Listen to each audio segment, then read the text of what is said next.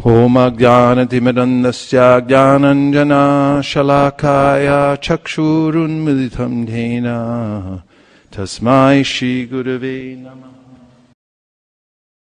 Om Namo Bhagavate Vasudevaya. Om Namo Bhagavate Vasudevaya. Om Namo Bhagavate Vasudevaya.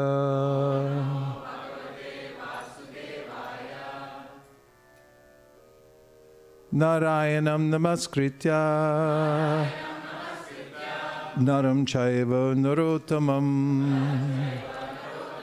Devim Sarasatim Vyasam Tato Jayam Udiraye. May we have the Adi Lila and the first canto, please. So now, it's a good day to make a vow for Lord Caitanya Mahaprabhu, since life is so short anyway. I'd like to make a vow to memorize the Mangalacharna to the Sri Chaitanya Charitamrita by the end of the day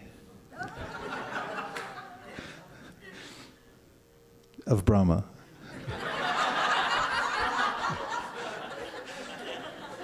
Okay.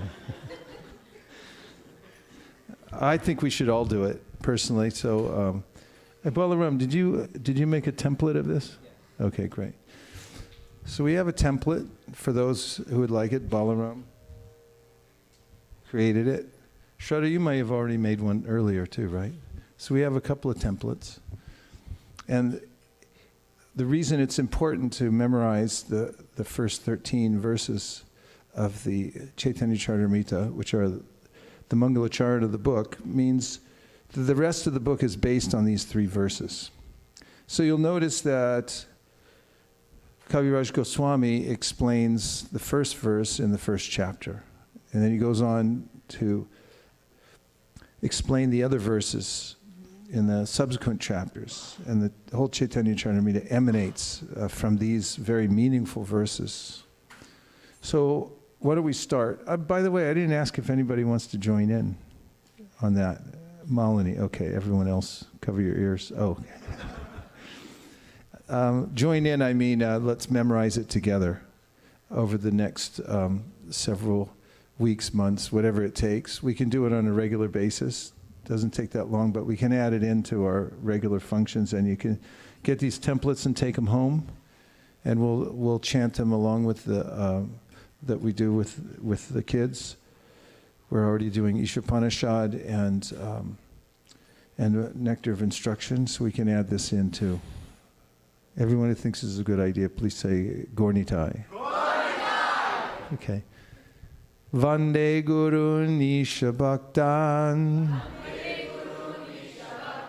Isha Misha Vatarakan Tat Prakashams Tatach Shakti Krishna Chaitanya Sandhyakam. Translation together. I offer my respectful obeisances unto the spiritual masters, the devotees of the Lord's incarnations, His plenary portions, His energies, and the primeval Lord Himself, Shri Krishna Chaitanya. Anyone who's online watching this, if you've heard about the Sankalpa we've made here on Gaur Purnima to memorize the Mangalacharna, and you'd like to join in, please, what should they do? Write in their comments that you'd like to join and memorize the Mangalacharna. Okay? Vande Shri Krishna Chaitanya Nityanandao Sahoditao Gododai Pushpavantao Chitro Shandao Tamonudao. Together, I offer my respectful obeisances unto Shri Krishna Chaitanya and Lord Nityananda, who are like the sun and moon, They have arisen simultaneously on the horizon of Gauda to dissipate the darkness of ignorance and thus wonderfully bestow benediction upon all. Yada dvaitam brahmopanishadi tadapyasya tanubha ya atmantaryami purusha iti sosham savibhavaha Shad Aishvaryai Purno Ya Iha Bhagavan Saswayamayam Na Caitanyat Krishna Jagati Paratatvam Paramiha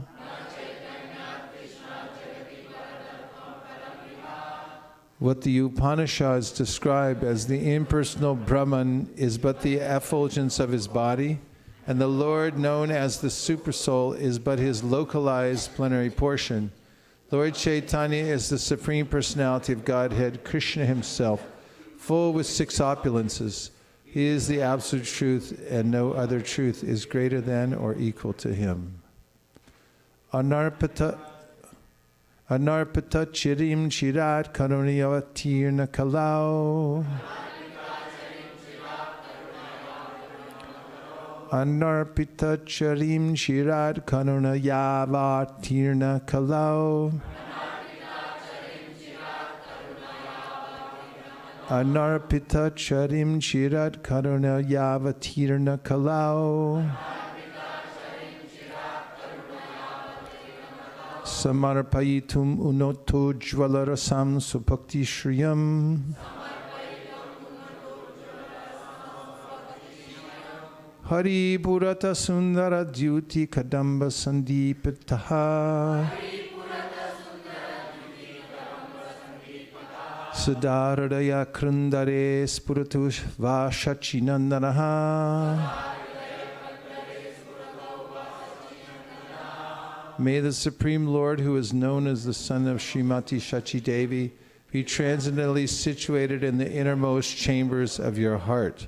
Resplendent with the radiance of molten gold, he has appeared in the age of Kali by his causeless mercy to bestow what no incarnation has ever offered before, the most sublime and radiant mellow of devotional service, the mellow of conjugal love. Radha Krishna Pranaya Vikritir Hladini Shaktirasmad Ekatmanav Avibhuvi Puradeha Bedham Gatau Tau Chaitanyakyam Prakatamadunha Tadvayam Chaikyamaptam Radha Bhava Jyoti Suvalitam Naumi Krishna Swarupam The loving affairs of Sri Radha and Krishna are transcendental manifestations of the Lord's internal pleasure-giving potency. Although Radha and Krishna are one in their identity, previously they separated themselves. Now these 2 personalities have again united in the form of Sri Krishna Caitanya. I bow down to him who has manifested himself with the sentiment and complexion of Srimati Radharani, although he is Krishna himself. Shri Radhaya Pranaya Mahima Kidrisho Vanayaiva Swadyo Yena Bhuta Madhurima Kidrisho Va Madiyaha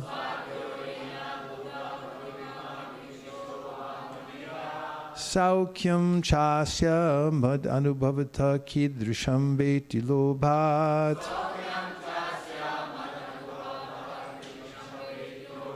Tadbhava Jasamajani Shachi Garbha Sindau Harindu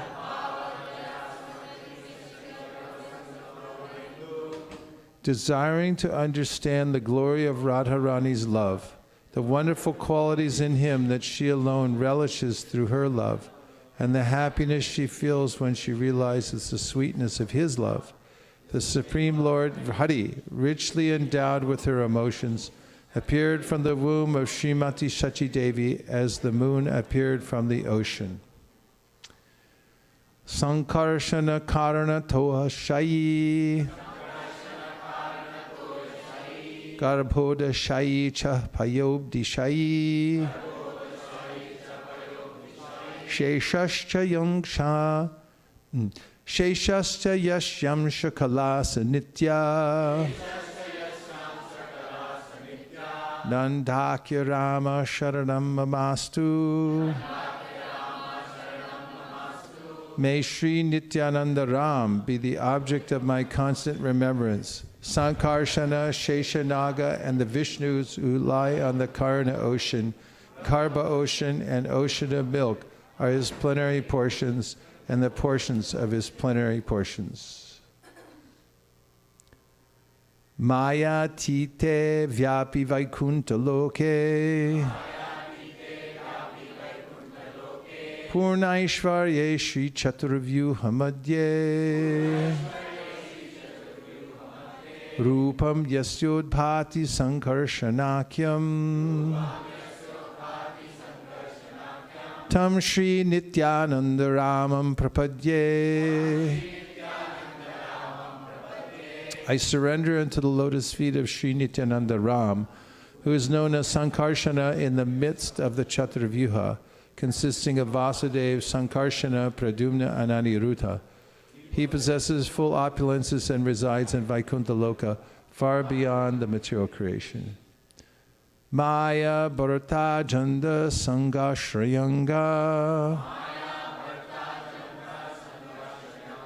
Sheti Sakshat Karanam Bodhi Madhye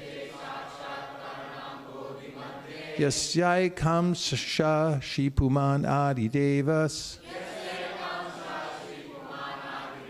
Tam Shri Nityananda Ramam Prapadye. I offer my full obeisances unto the feet of Sri Nityananda Ram, whose partial representation called Karnadakshay Vishnu, lying on the Karna ocean, is the original Purusha, the master of the illusory energy, and the shelter of all the universes. Yasyam Shamsha Shila Garbho Dashayi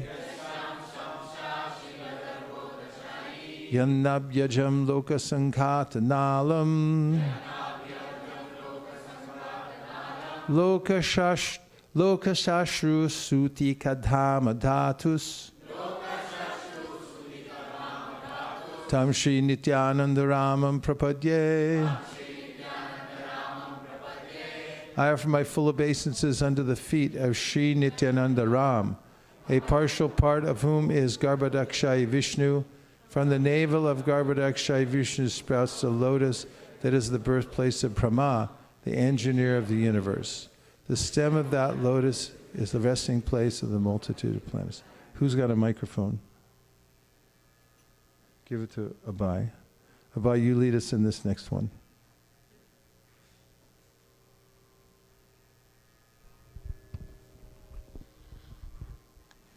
I offer my respectful obedience. No, the Sanskrit.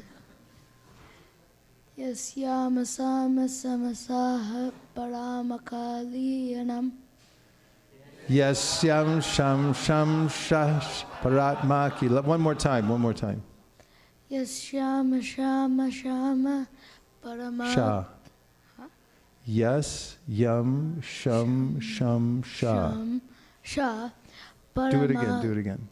Yashyam Sham Sha Paramakalim Kalinam Paramat Makilanam.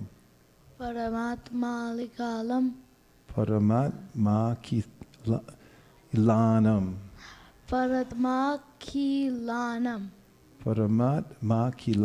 Good. Now do the whole line again. Yashama Shama Shaha No, you missed the Sham. Try it again. Yashama. Your new name is Yasyam Sham Sham Sham Sha. Okay, go ahead. Yashama Shama Shaha Nope, Mr. Sham. Go slow. Yasyam Sham Sha Sha. Paramat Kalinam. Yasyam Sham Sham Sha Paratma Kilanam. Next one. Posta Vishnu. Poshta. Posta Vishnur Bhatri Dhugadabdi Shai. Poshta Vishnur Bhati Tugtabdi Shai. Kshoni Bharata Yat Kald Sopi Anantas. Shauni Bharata Yatkala Sopyanantas. Tam Shri Nityananda Ramam Pravadye. Tamshi Nitya. Very good. On the hardest one, too, he jumped right in. Amazing. I offer my respectful obeisances unto the feet of Sri Nityananda Ram, whose secondary part is the Vishnu lying in the ocean of milk. That Kshirodakshai Vishnu is the super soul of all living entities and the maintainer of all the universes. Shesha Naga is further subpart. You lead us in the next one.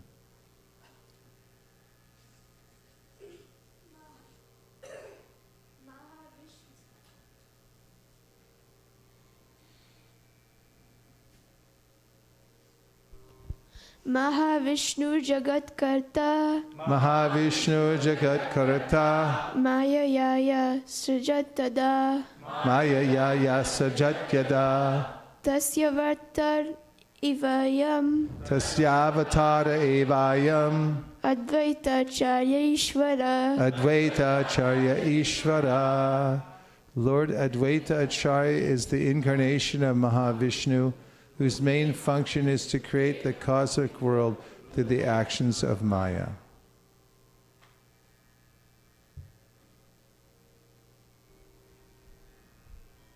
Advaitam Harinadvaitad Advaitam Harinatvaitad Acharyam Bhakti Shamshanat Acharya Bhakti Samshanat Bhaktavataram Isham Tam Bhaktavataram Isham Tam Advaita Charyam Ashraye. Advaita Charyam Ashraye. Because he is non-different from Hari, the Supreme Lord, he is called Advaita. And because he propagates the cult of devotion, he is called Acharya. He is the Lord and the incarnation of the Lord's devotee. Therefore I take shelter of him. You do the next one, it's Bengali. Oh, this is one we'll do together. Panchatattvatmakam Krishnam Bhakta Rupa Swarupakam Bhaktavataram Bhaktakyam Mamami Bhakta Shaktikam.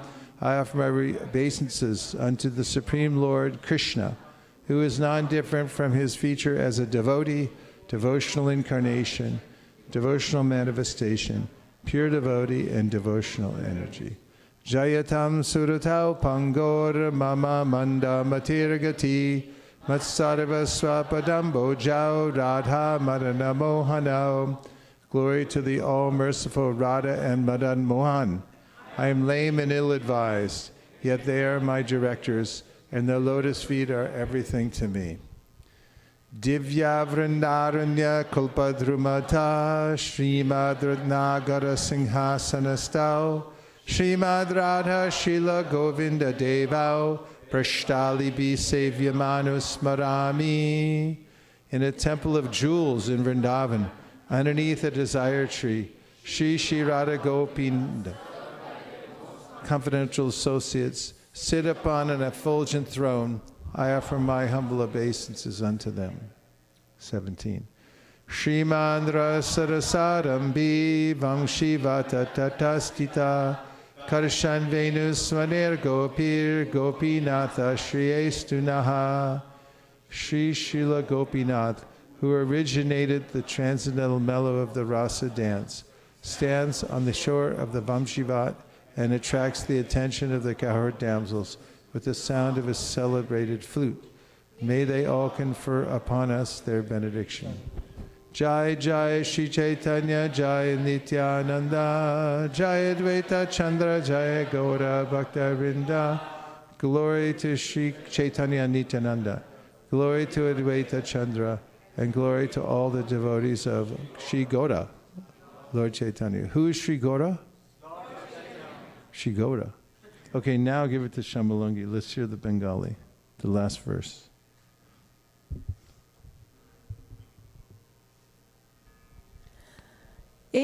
ঠাকুর গড়িয়াকে করিয়াছেন আত্মসান এই Tina Thakur Goriyake Kariyachina Atmasat. এ তিনের চরণ বন্ধ তিনে মোরানাথ E Tinera Charan Bondon Tine Moranath. These three deities of Vrindavan, Madan Mohan, Govinda and Gopinath, have absorbed the heart and soul of the Gaudiya Vaishnavas, followers of Lord Caitanya. I worship their lotus feet, for they are the lords of my heart. So 19 verses altogether. And you mostly know them all anyway, right? Yasyam sham sham shahratmakiladam pushta vishnu bhati dugdabdishayi. So this is the, yes, now from online we have a few volunteers.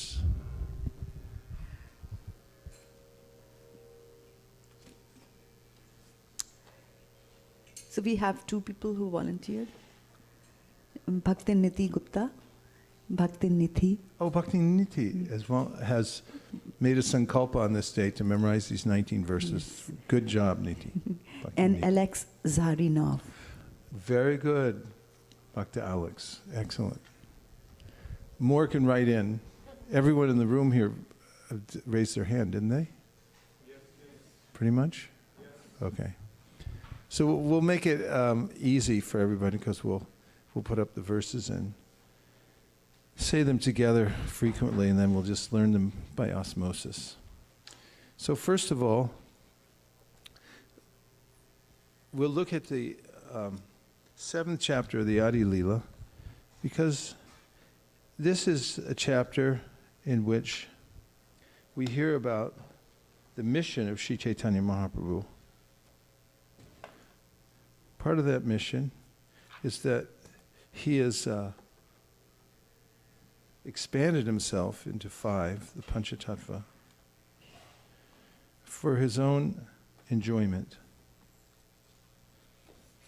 And also, as we know, to propagate the Sankirtan movement, because when Chaitanya Mahaprabhu comes, he also comes with his associates, and their main concern is to save the fallen souls. And his associates are considered to be his weapons against the fight of Maya, along with his beauty. He's so beautiful that he captures the mind of everyone. This is one of the ways that he captured the mind of Prakashananda Saraswati, because although Prakashananda Saraswati had been a Mayavadi, his heart was changed by meeting Sri Chaitanya Mahaprabhu. This primarily, the way in which people become devotees is their heart changes. It's not an intellectual process. If the heart changes because of beauty or because of feeling the association of someone who's sublime, then naturally one then tries to justify that through philosophy. It's not that the philosophy comes first and then the heart comes later. If the philosophy comes first and the heart doesn't change, then generally people don't take to the process of Krishna consciousness. But what happens is they get captured because of something that's undeniably sublime. It's beautiful. The association is something undeniably recognizable as home and what they've been looking for. And they can't explain it necessarily, and it's very difficult to understand exactly why they're being attracted, but it's because there's a natural inclination there within the heart. And then afterwards, the person will then take up the philosophy and say, yes, this is why I'm a Hare Krishna. It makes logical sense. But actually, one's drawn into it by the beauty of Lord Chaitanya and the sublimity of the process itself. So Chaitanya Mahaprabhu comes with his associates, and as I was mentioning, Prakashananda Saraswati was a dedicated Mayavadi. And he was living in Varanasi. That was his headquarters, the headquarters of the Mayavadis, when Chaitanya Mahaprabhu came there and stayed at the home of Tapana Mishra. Chandrasekhar was there, and also there was a Brahmana, local Brahmana, who was serving the Lord. He was a Vaishnav, and he was very much disturbed because the Mayavadis were criticizing Caitanya Mahaprabhu for his chanting and dancing. And for Mayavadis, this seemed like a worldly thing. To chant and dance in public, show emotion and so forth, was not spiritual to the Mayavadis. Their process was hardcore gyan. See the difference between the material and spiritual world, perform severe austerities, sleep on the floor. And in this way, distinguish that I'm not part of this world, aham brahmasmi, and at some point merge and become God. Sorry, but that's what they were thinking. And when Caitanya Mahaprabhu and his Sankirtan devotees were performing Sankirtan in Varanasi, the Mayavadis then were saying, this is not spiritual. And the Brahmana, who knew these Mayavadis, became disturbed by it. So he wanted to rectify the situation. He came to Sri Caitanya Mahaprabhu, who's omniscient, and he could understand the purpose of the Brahman. And the methodology was that the Brahmana had invited Caitanya Mahaprabhu to come and meet with the Mayavadi sannyasis. And Mahaprabhu agreed. And when he came to meet Prakashananda and all the other Mayavadis, he first entered the room in a very humble way. People sit in a room according to their stature, especially in spiritual circles, and they're in Varanasi. But Mahaprabhu took the most humble of all seats. It was near the place where everyone else was washing their feet. It was like practically an untouchable place. And they all objected, and they said, no, please, come. He actually showed his effulgence, which first of all attracted the minds of the Mayavadis, because they like that. And then when Prakashananda came over and invited Mahaprabhu to come and take a seat with the rest of them, Mahaprabhu said, I'm a very lowly person. And this humility attracted Prakashananda, who then put his hand out and said, no, please come. And Prabhupada explains in this section that Prakashananda got benefit because he did some service for Caitanya Mahaprabhu, having been attracted by his effulgence and also by his humility. And Prabhupada mentions in that section that because people are already inimical, it's natural when one's born in this world to be envious. Icha dvesha samutena dvandva mohena bharata sarva bhutani sammoham sarge yanti parantapa. Krishna says this in the 7th chapter of the Gita, that everyone's born into this envy. Everyone who's on the material platform of life, thinking that I'm this body or I'm part of the material world, by definition is envious, because there's icha and dvesha. It means a desire, because the senses are embedded within the sense objects in the material world. And there's a very little hope for the living entity getting out of that situation, because he becomes part and parcel of the material world due to this subtle connection. Through the subtle senses and through the subtle matter, he's connected. So that's icha. And then dvesha means seeing duality, and then thinking one thing's good and the other thing's bad. One thing's safe and the other thing's scary. This is called advitiya, seeing two things, not one. There's only one thing, that's Krishna. He's a dvaya gyan tattva. The supreme absolute truth means there's only one. There's no separation between Krishna and everything else, because even his energies are the same as himself, in the sense that the energy and the energetic are the same. So bhayam dvitiya binibeshata syad. There's an absorption in the material energy that one gets, and it's based on this dvitiya, this idea that I'm part of matter and I'm separate from God. And so if one is born into the material world and doesn't come to the spiritual platform, then naturally one's envious, and also the desire to enjoy matter will be there. So Prabhupada says everyone's already inimical. They already have these tendencies of jealousy and envy. It's there, it's all pervading in the material world. So he said, don't make people more inimical. when you teach Krishna consciousness to them. You have to present in such a way that people don't become alienated, that they don't feel worse about you than they did before. So this is one of the hallmarks of Caitanya Mahaprabhu's presentation. He went out of his way to make it appealing to the world. You'll notice that when he organized the Sankirtan, he himself put together the dancers. He handpicked the dancers. He said, "You two dance." And he would pick Haridas Thakur. Apparently was a great dancer. How would you like to see Haridas Thakur dancing? And then he picked the kartals. He made sure that the kartals matched.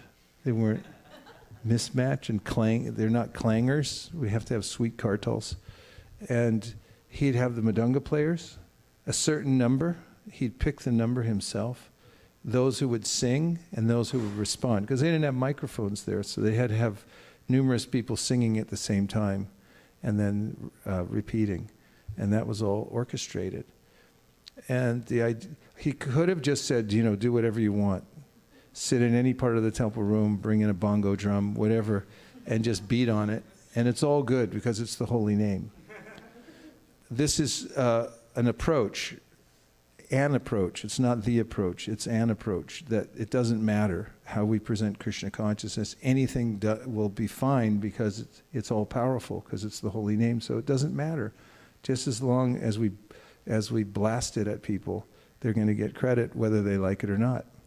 To some degree that's true, but actually Caitanya Mahaprabhu didn't take that method. He considered the culture, he considered the environment, the people that he was dealing with, and he adjusted accordingly. It's a lesson when he met Prakashananda Saraswati and Sarvabhauma Bhattacharya. We talked about that yesterday or the day before, how when Bhattacharya wanted to teach him something, he sat and listened for 7 days. Have you ever been on the street corners and you're selling a book and someone wants to teach you something? Yeah, so if you just try to teach them back, then there'll be this clash. But if you listen, you say, "You're very intelligent." Like Sanatana Goswami, when he was trying to get out of jail, he told the jailkeeper, "You're a great scholar," to the jailkeeper. "And if you let me go, I'm gonna go to Mecca, and according to the Quran, if you let somebody get liberated, then you become liberated." Plus he gave him some money too. So devotees are expert. They consider the time, the circumstance, and the place, and Caitanya Mahaprabhu did that too. And he won the heart of Prakashananda Saraswati first, by his gestures, the way that he was humble, the way that he sat in a lowly place. And you'll notice this, that the Vaishnavas who conduct themselves in such a way, they're truly humble. They may be full of knowledge, they may be the most exalted souls, but you'll see that they take a humble role, and that's what actually attracts people. As they're expecting somebody to sit up on a big throne and then dictate to everybody, but they find rather that the person actually has a soft heart, and that such a person actually considers him or herself the lowest of the low. And that's what attracts people in the material world, because they're not used to seeing good qualities. If they see good qualities, then they become attracted. So Caitanya Mahaprabhu and his associates, the Panchatattva, they went here, there, and everywhere to attract the minds of people. And in this chapter called Lord Chaitanya and Five Features, we find that Mahaprabhu didn't consider who was a fit or unfit candidate, or where was a good place or a bad place. They simply went here, there, and everywhere and presented Krishna consciousness to the people, because that's his mode in the age of Kali Yuga. He's the most merciful of all of Krishna's incarnations, and he therefore goes out of his way to save the people in the Kali Yuga. Jiva Goswami says that the main qualification for people in the Kali Yuga age is their disqualification. They're so disqualified that they become qualified. So take heart if you feel like you woke up on the wrong side of the floor in this lifetime, and you got a bad start. It's Caitanya Mahaprabhu's prerogative to save those in the age of Kali Yuga. And he does so by his Sankirtan movement. he brings the process of Krishna consciousness so that everybody can take it up and chant Hare Krishna. And it's the essence of all the philosophy of the Vedas, the Puranas. Everything is there present within the process of chanting Hare Krishna. And we'll take a few reflections or questions from anything that we've discussed so far. Yes.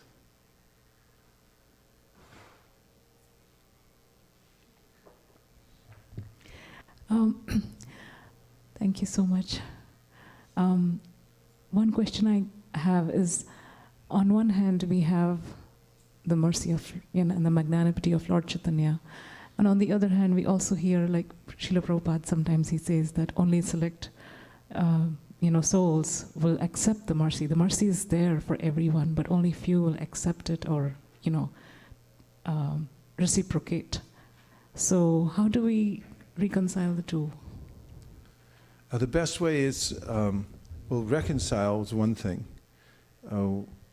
We can reconcile so many things. But the methodology mentioned here in the Caitanya Charitamrita was that Mahaprabhu wanted to flood the world with Sankirtan and drown everybody. And when he saw that everyone was being drowned by the Sankirtan, whether they were students, atheists, or Mayavadis, whatever, he liked to see that they were being drowned. And so what that means was that, for instance, if you see these festivals we put on, or if you go to any festival, but I like ours down in Palo Alto. We're starting in a seed form and it's going to continue to expand. But you'll notice that when people come there, and maybe they weren't planning on coming to the Sankirtan. Not everybody was, right? They come down the street and they sort of get captured by it, and they'll stop and look. And you'll notice that they become fascinated. It's like they're fascinated with their own fascination. They're thinking, maybe I shouldn't be watching this, because the soul's pretty smart, actually. It knows that it's avoiding God. I've seen this before. I remember in New York, we were going out of the temple every day, and we go around the street early in the morning as part of our morning program. And I used to watch people. Some people would naturally come alive, and they would be beaming, and they'd become effusive in the way they were appreciating. And other people pretended like we weren't even there, which was impossible, practically, because we were just burst out of the door from the morning program. And the lights just coming up. There's still beer cans on the street. The contrast is so great.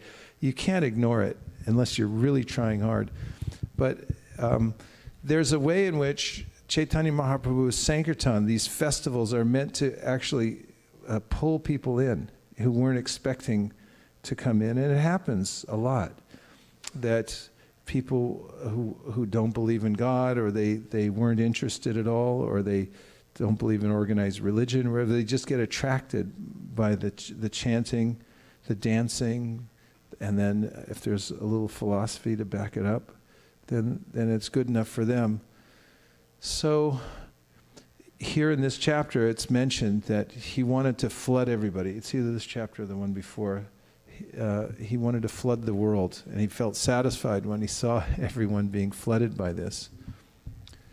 So, reconciling, Prabhupada used to bring up the fact that Manushyanam sahasreshu kasyid yatiti siddhaye yatatam api siddhanam kashyam mam beti tatvata. That out of many thousands of people, there are some people that it's very rare that people are interested in spiritual life, and the ones who are, it's rarer still that they get interested in Krishna consciousness. That's what Krishna says. So that's what Krishna says. So we're looking to flood the world, but we're not surprised if somebody somehow or other is expert at resisting the Krishna consciousness movement. It's written here. Although the members of the Panchatattva, Lutiya Kai Diya Bandara Ujade. This is Adi 7:24. Actually, I'm even backing up to 20. This is a nectarian section. Is this 20 through 21? The characteristics of Krishna are understood to be a storehouse of transcendental love. Although that storehouse of love certainly came with Krishna when he was present, it was sealed. But when Sri Caitanya Mahaprabhu came with his associates of the Panchatattva, they broke the seal and plundered the storehouse to taste transcendental love of Krishna. The more they tasted it, the more their thirst for it grew. Purport: Sri Caitanya Mahaprabhu is called Mahavaranyaya Avatar, because although he is Sri Krishna himself, he is even more favorably disposed to the poor fallen souls than Lord Sri Krishna.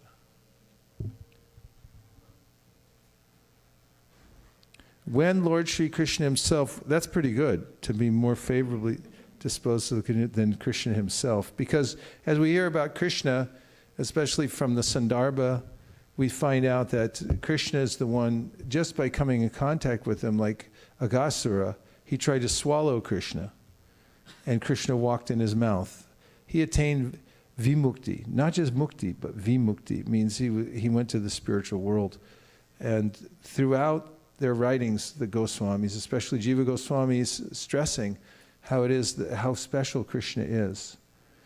And we hear in the Bhagavatam, the ho bhakiyam stana kala kutam chikhamsaya payad apyasadvi, that Putana, she was the worst. She was a child killer. She came to kill Krishna, and Krishna accepted her as mother. So how much merciful Krishna is, and then you see Chaitanya Mahaprabhu is more merciful than Krishna himself. That's amazing. When Lord Sri Krishna himself was personally present, he demanded that everyone surrender unto him and promised that he would then give one all protection. But when Sri Chaitanya Mahaprabhu came to this earth with his associates, he simply distributed transcendental love of God without discrimination.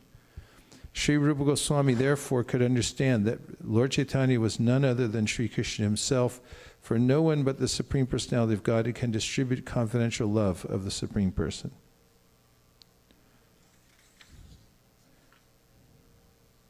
This word lute in Bengali means to plunder. Same in English, to loot. And you can see sometimes when riots get started and there's looting going on, it comes on the TV, and you'll see that they break all the windows and people just walk in the store and they just help themselves to whatever they want. And they walk down the street. Doesn't matter what they get. They don't even care as long as it's free. The TV sets and ironing boards, they're just walking down the street. And so this is the mood, the lute, is Chaitanya Mahaprabhu. There was a storehouse of love of God. Like the Vedas, the Vedic process is, it's only available to Brahmins. That means only men. You got to go to the Gurukul to become a Brahmin priest. That's like impossible. It's only a small segment of the population.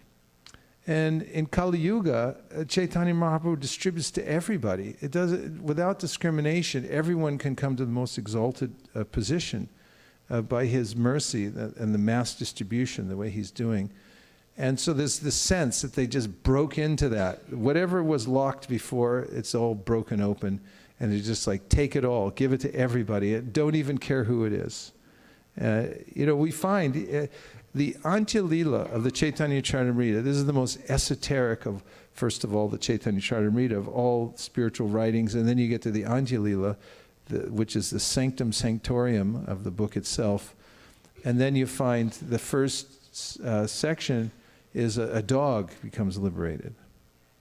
He joins the Sankirtan party. The dog comes and can I come? And Shivananda saying, he's with us. That's the mood of the devotee. They see anybody, whatever it is, who looks at the Sankirtan party and says, yeah, he's one of our part. It was really funny in Ahmedabad. We were going around distributing books here, there, and everywhere. We didn't care for any restrictions of who said what, where, and how. We just went in stores and went to the malls and walked around. And a lot of times, people, when they saw us, they want to see what we're doing, so they come over. Already we had a crowd because we went out with a lot of devotees. So there's a circle of devotees, and then the workers, they'd come over and they'd be looking in. and saying, and a lot of times we would take pictures. Like after the person buys the book, then we take a picture.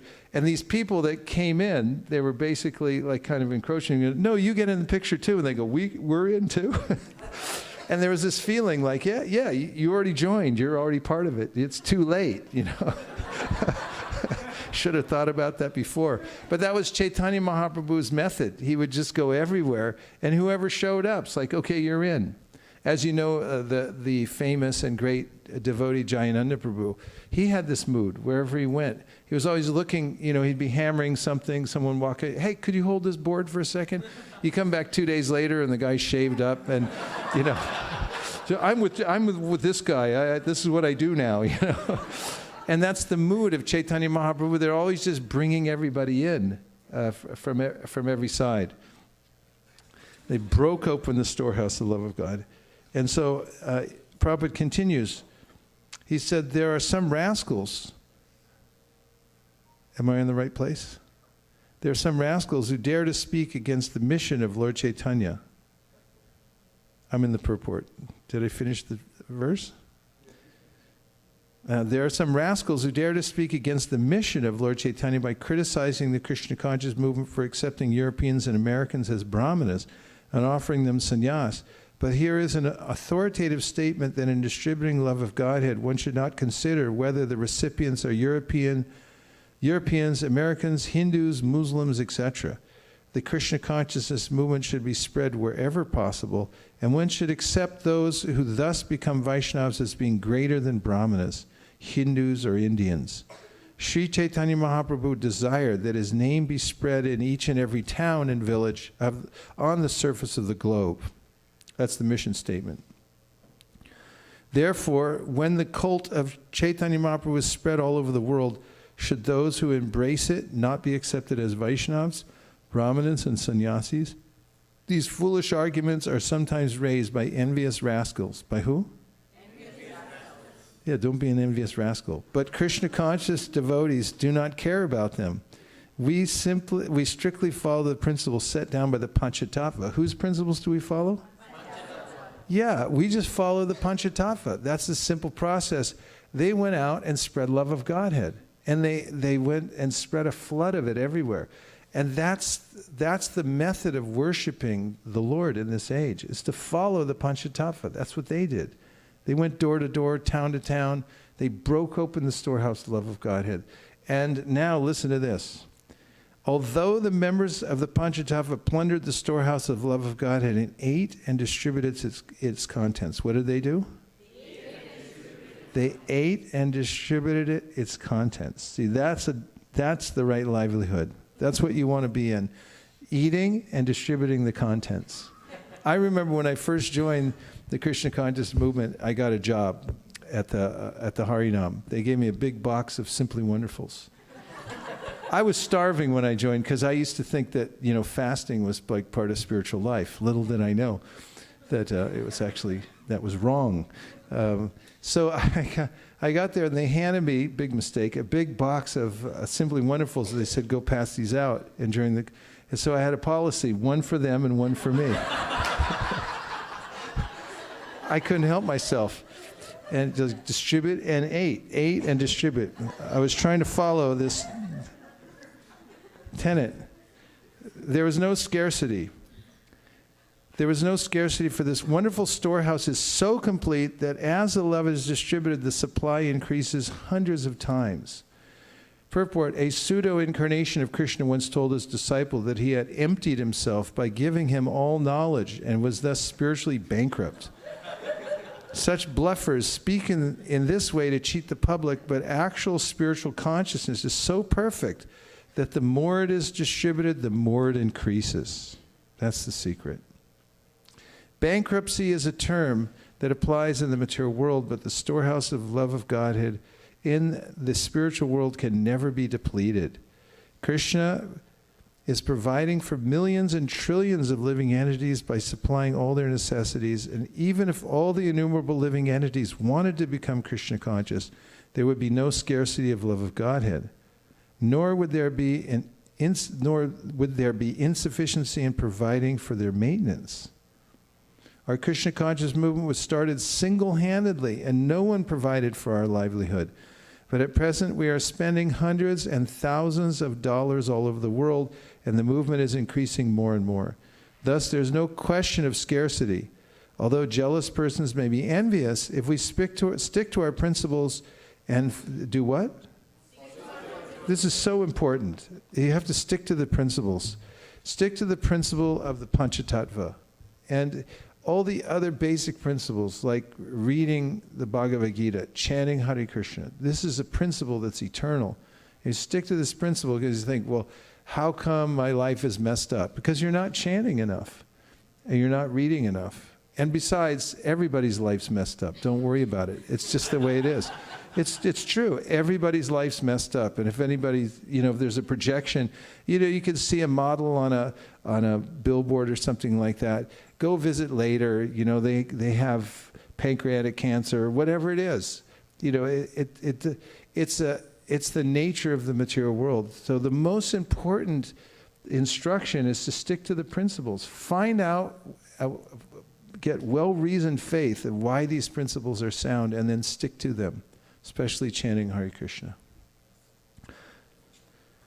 Okay, if we stick to our principles and follow in the footsteps of the Panchatattva, this movement will go on unchecked by imitation swamis, sannyasis, religionists, philosophers, or scientists, for it is transcendental to all material considerations.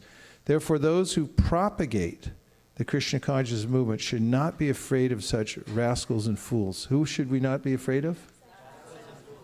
Yeah, don't be afraid of rascals and fools. Because if you know what the sound principles are of Krishna consciousness and you've understood them properly, you go on. And don't be disturbed by rascals and fools. A few more reflections. 1, 2, 3, 4. So we went to that Mangalacharan, just one line, it's like this got into me, that the author, he blesses that may Lord Chaitanya be situated in the innermost chambers of your heart. I really found it like a very big blessing to all of us, because there is so much dirt inside. So I was thinking, if really Lord Chaitanya comes and stays, then we are just... Yes, and he's described in the Adi Lila as being lion-like, the lion-like Lord Chaitanya, and he has the roar of a lion. And there he frightens the elephantine vices that one may have. Elephantine vices. Can you look up elephantine? I mean, it's kind of obvious what it means, but it'd be interesting when that word started being used. So Caitanya Mahaprabhu, if you keep him within your heart, keep him in your life, he'll scare away these elephantine vices.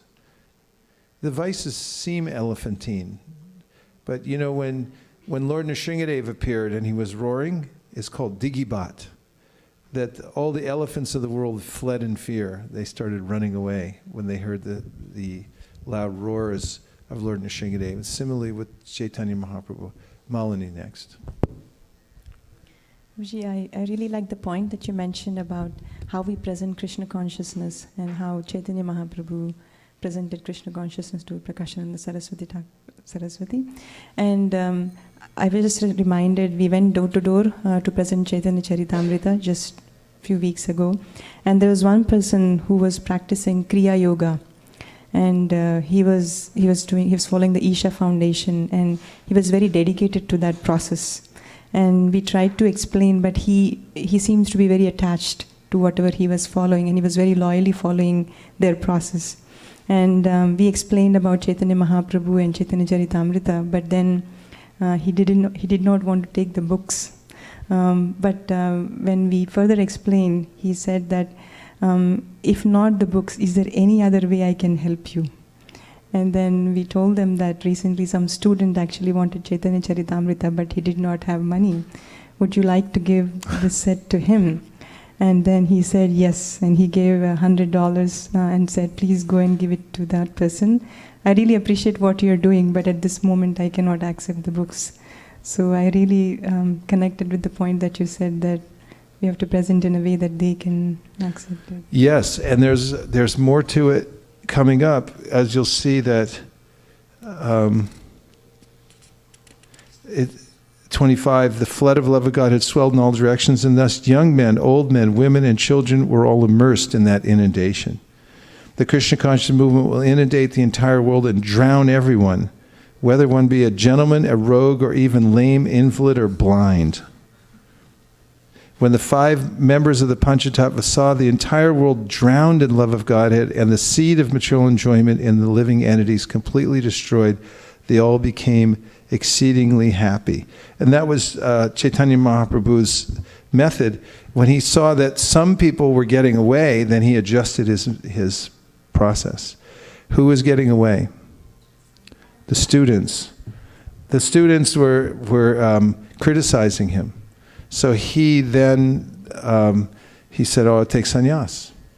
And so he took sannyas because in India, especially at that time, you take sannyas and everybody comes to you and like, oh Maharaj, you know.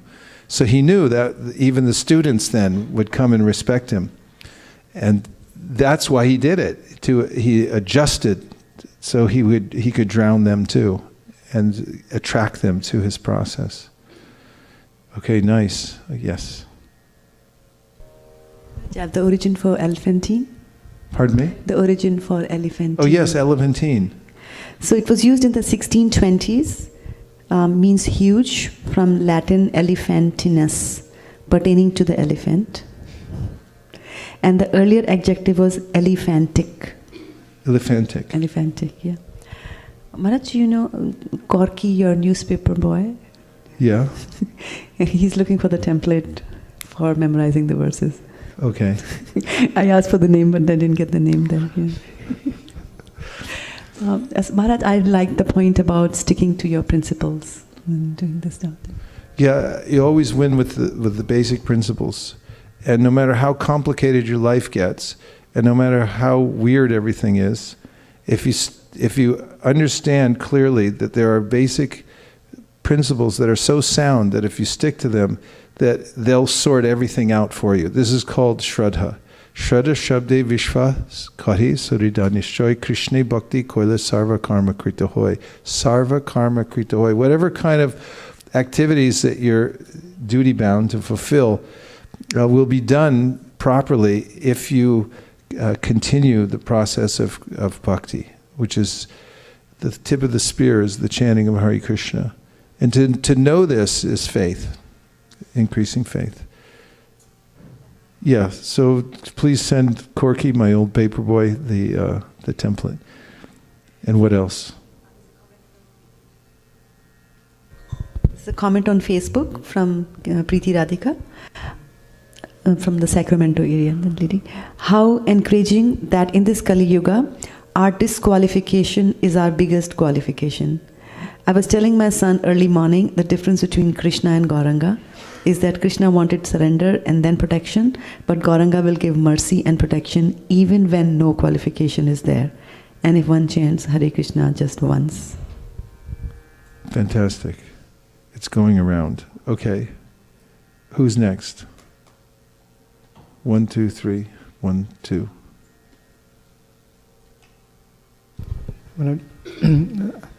I just opened that verse. Is such a nice, the one that you brought up, the elephantine voice. May that lion be seated in the core of heart of every living being. Means, okay, it starts with the Adila 3:30. Thus the lion-like Lord Chaitanya has appeared in Navadvip. He has the soldiers of lion, the powers of a lion, and the loud voice of a lion. And the next verse is, may that lion be seated in the core of the heart of every living being. Thus with his resounding roar, may he drive away one's elephantine vices.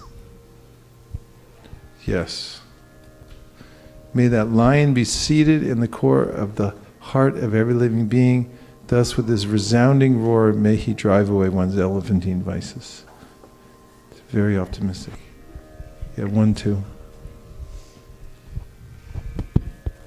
About the lion thing, I was just reading recently from the Garuda Puran, which was quoted in Srimad Bhagavatam by Prabhupada. And so Prabhupada says that Ave avashyenapi yan namni kirtite sarva patake puman vimuchyate sadhya simha traster birga iver. And the meaning is, if one chants the holy name of the Lord, even in a helpless condition or without desiring to do so, all the reactions of his sinful life will depart, just as when a lion roars, all the small animals flee in fear. So I was just thinking about that. Great verse. What is the number? This is quoted in the purport to Bhagavatam 6.2.7, 6.2.7. Let's look at it. This is a good one to take away. 627.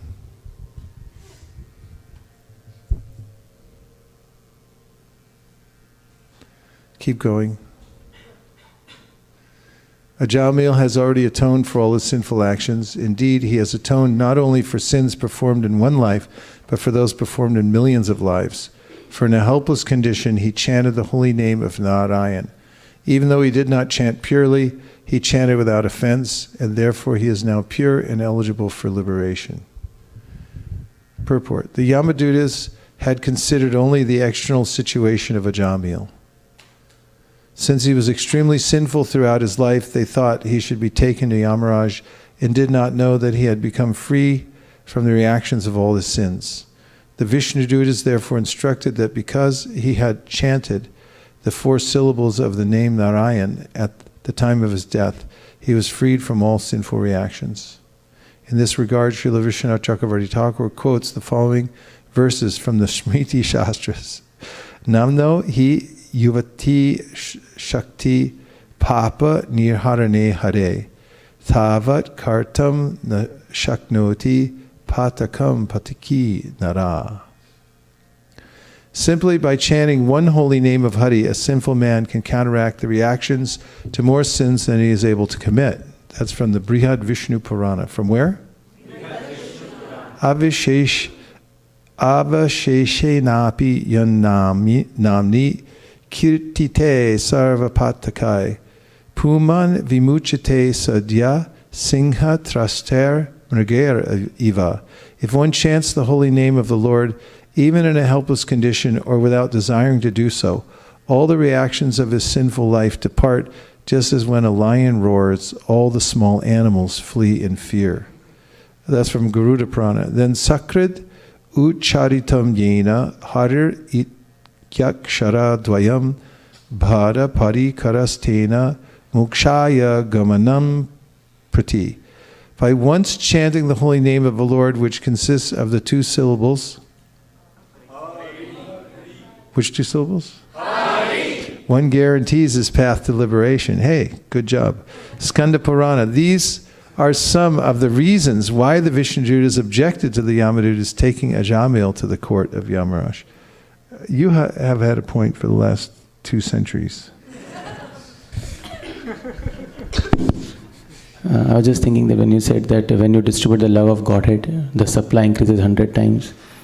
I was thinking, comparing to our bookshelf, whenever we go out distribute the books, the bookshelf keeps growing still, the more books. So yeah. Bookshelf, when we had our old temple, when we started our Sankirtan program, we couldn't afford a book table. We could not afford a book table. Do you remember?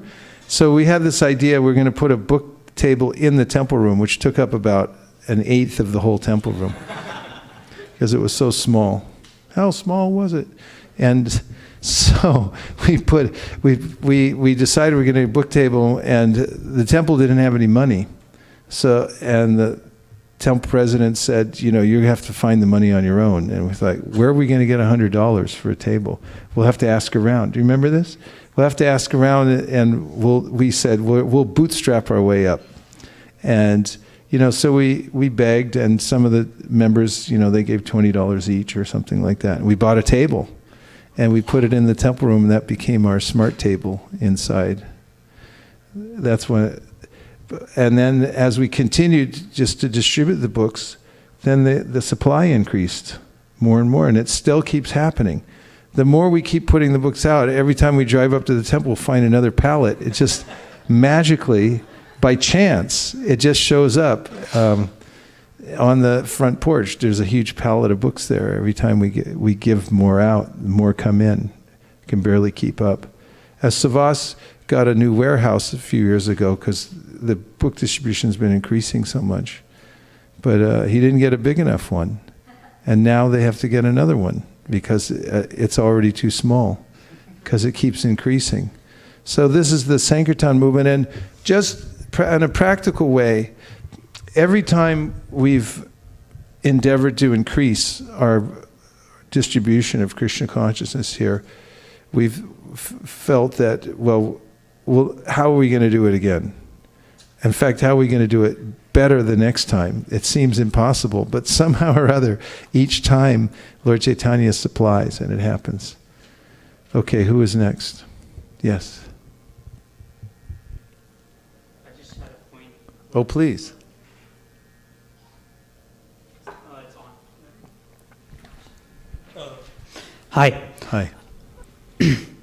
I had a point that when Caitanya and his associates plundered into the love of Godhead storehouse, it reminded me of Lord Krishna stealing butter from all the cowherd damsels. And but this time Advaita Acharya was involved, so Mahavishnu got in the action. Hare Krishna. Thank you for making that connection. Hare Krishna. Divyangi. Hare Krishna. So I really like the point what Malani said also, that we have to think how to present Krishna consciousness to not make people more angry and agitated. And I think like to do this we have to develop different qualities, and the most important qualities it's humility and compassion to people. And also like the point when you said that we have to think about time, place and circumstances, how to present Krishna consciousness. And I think that if we develop these two qualities, we can use them anytime, in any place, and with any circumstances. And people will react on this in a good way. Yes. This is the purifying force of Sankirtan, that those who desire to increase the distribution also have to amend their own qualities, so that they can facilitate people. And it's one of the most important reasons that we do Sankirtan, is for our own purification and for what it makes of us to go out and meet people and distribute. But it's not just going out, it's a holistic process. It's how we treat the people in our lives, how we interact with those in the community, and how we develop ourselves. It's an environment, that is, when we go out to do Sankirtan, that is very telling. We can see right away, because we get immediate feedback of what level we need to come to in order to be effective. And this is constantly pushing us to try to improve ourselves in our sadhana and our other qualities. It's against that backdrop that we can see where our shortcomings are also. So it helps to have that as one's occupation. We'll take a couple more. Yes, a question, and then we have from the internet. So, in Bhagavad Gita, Lord Krishna says only somebody who has done tapasya and is bhakta can be given this knowledge in one of the verses. So how does that, like, is Tattva Gyan protected and like Sankirtan is not? Well, we'll notice that Chaitanya Mahaprabhu has a special way of distributing love of Godhead, so in ways that people become enamored of his beauty and the power of the Harinam parties that he was organizing, and they get swept away by it. We see even in modern times, for instance, when we do the Rath Yatra in Los Angeles or in other places, the grandeur of the carts coming down the road and the chanting and the entire atmosphere is changed by the Sankirtan.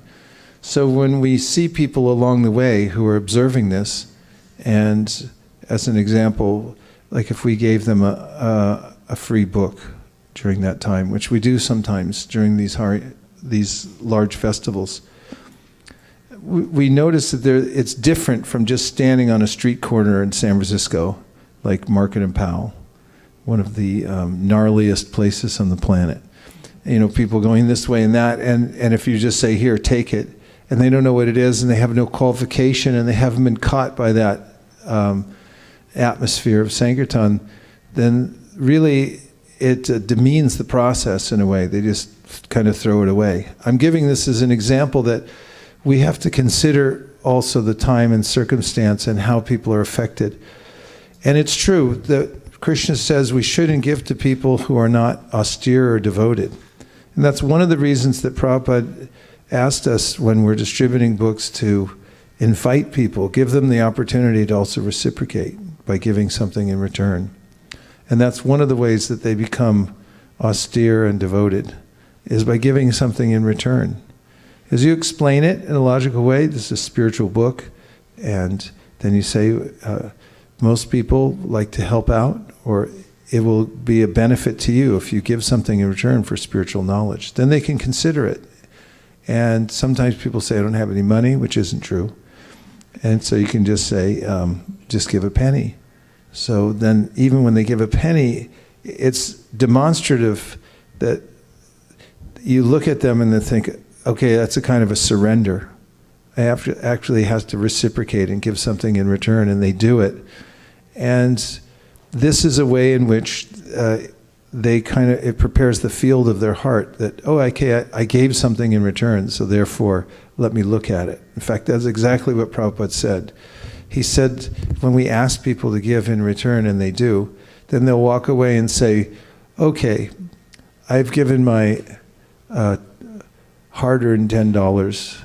Let me see what this rascal has given me. And then they'll read it. So the devotees don't indiscriminately give to people who aren't open or ready. They look for some opening.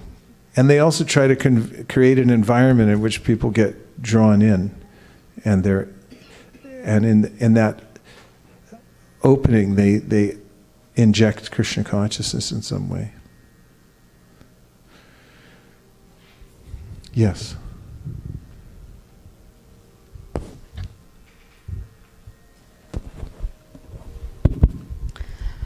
Hare Krishna Maharaj. I really like the point when you mentioned that listen to what others are preaching. Even when we do Sankirtan, when we say, when we listen to them and then we mention something, they say, oh, you think so? Is that true? And then they feel so happy, and then they're ready to do anything. And I think that was good. Now, restate it, because I got a little lost. When you're presenting Krishna consciousness... Yeah, so when we present Krishna consciousness, and sometimes I'm like in the Sankirtan seminar also, you had mentioned that ask questions, and then when they answer, and then we appreciate what they say. Yeah. So I think then they react, like, they seem very happy. So how listening helps. Yes. So also look at Bhagavad Gita 13:24, please. Here Krishna specifically talks about how there are people who are, keep going, a little more, 26, go to 26, please.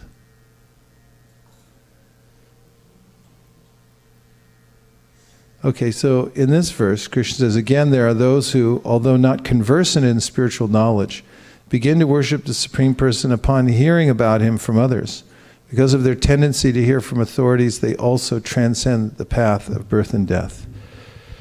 And the ways that you're talking about developing your communication skills just so that you can get through to people is very a valid process, because there are a number of people who are not over-sophisticated. And I say that because sometimes people fortify themselves with some type of sophistication, some philosophy or a belief that in their own dogma, so that they're not able to look at anything else. They have what's called blind doubt. They may accuse others of blind faith, but they have blind doubt. So that it's like, I won't look at anything else. But there are so many people that are really open. And here's the purport. Prabhupada says, This verse is particularly applicable to modern society because in modern society there is practically no education in spiritual matters. Some of the people may appear to be atheistic or agnostic or philosophical, but actually there is no knowledge of philosophy.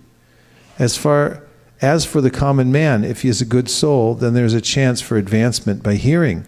This hearing process is very important.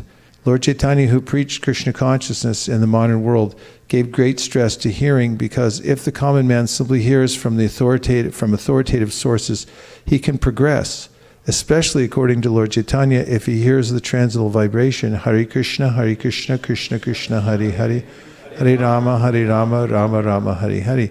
It is stated, therefore, that all men should take advantage of hearing from realized souls and gradually become able to understand everything. The worship of the Supreme Lord will then undoubtedly take place. Lord Caitanya has said that in this age no one needs to change his position, but one should give up the endeavor to understand the absolute truth by speculative reasoning. One should learn to become the servant of those who are in knowledge of the Supreme Lord. If one is fortunate enough to take shelter of a pure devotee, hear from him about self-realization, and follow in his footsteps, one will be gradually elevated to the position of a pure devotee.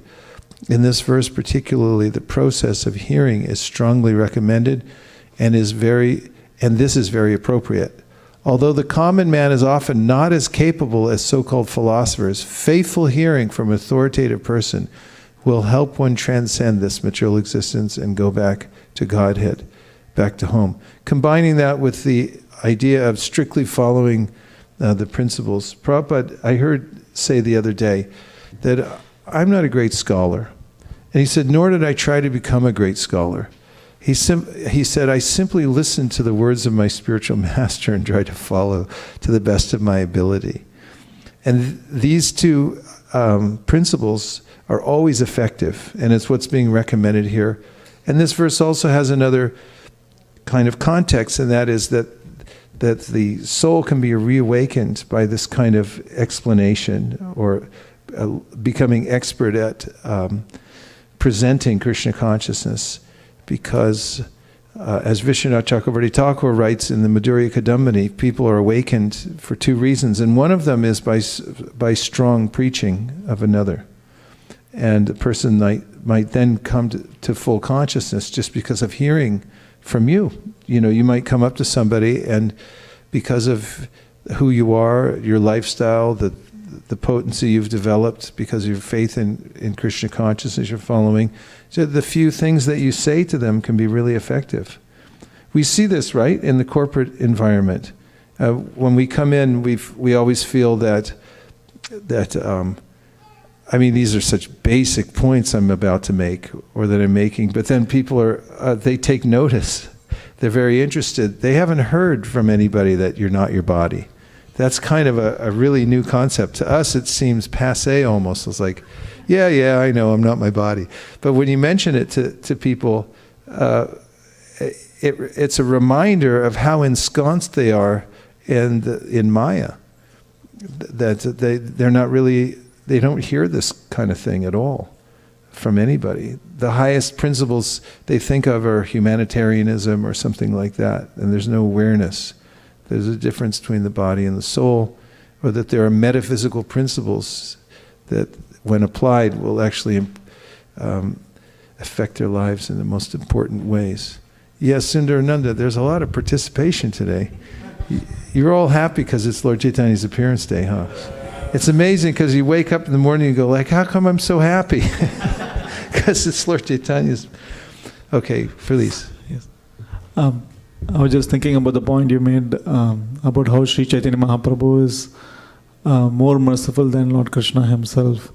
I mean, Krishna himself is so merciful. You alluded to the point that how he gave the position of mother to Putana, who came with the plan to kill Krishna. But Chaitanya Mahaprabhu is even more merciful than Lord Krishna, that he breaks open this store of love of Godhead and distributes to everyone without saying any qualification. Really, really nice. Yes, there were a few more. 1, 2, 3, 4, 5, 6, 7. I was just thinking, Prabhu, that what Raseshwari said, and also what Prabhu was asking, like how it is protected or not protected. But I was just trying to understand that how in an IT company, even millions of employees work, they have meticulously secured that they know who can access what. So even though many people can come into Chaitanya Mahaprabhu's movement, his system of filtering is also very fine, that only those pure devotees, as you mentioned, that who stick to the principles, get access to the real love of Godhead that Mahaprabhu is giving. So I was just thinking how important it is. Like even this IT securities people can hack, but Mahaprabhu's, without following the principles, what he's laid out, it's not possible to hack. Yeah. It's non-hackable. It's Krishna says, Raja Vijay Rajakuyam. It applies here also, that this is the king of all knowledge, and it's the most secret of all secrets. And for the reason that you actually have to be a little sincere. And if you are, then it's open to you. And look at Maharaj Prataparuja. At first, Chaitanya Mahaprabhu, externally he was saying, I don't want to see him. He's a king, therefore he should be regarded as a venomous serpent. You can't mix kings and sannyasis.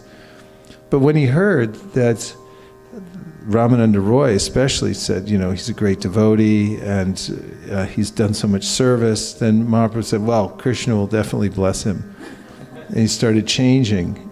And also because Maharaj Prataparuja swept the road in front of the Rath Yatra cart, he was able during the Rath Yatra and the dancing to see what many people didn't see, because Mahaprabhu recognizes the service and the sincerity of each individual, and it doesn't matter who you are, what anybody else thinks of you either. If you please Mahaprabhu, then he makes all the arrangements for you. Yes. I was actually having a realization while all these wonderful reflections were going on. Recently, at the Sankirtan, last week we were trying to distribute the book, and it seemed like the realization that I had was that this process is about actually, changing the free will of that living entity. Mm-hmm. So we are actually going and, interfering with the trajectory that they have chosen, and being an instrument. And naturally, by using the processes of good communication skills combined with internal development of humility and surrender, it's my purification. I need to surrender more if I see that I'm not able to affect somebody's, free will. Yes. So I was just thinking that this process is just so wonderful, and at the same time, I was getting reminded long ago when we were on the Bascom temple, and we went to an apartment nearby. This was the kids' distribution team, and it was really long ago. And we distributed a few books, and then one of the managers, she found out, and she started taking pictures of our cars, and if you don't leave, I'm going to call the police and things. And then we were like, how is that? And then anyway, we just got a little intimidated and we left.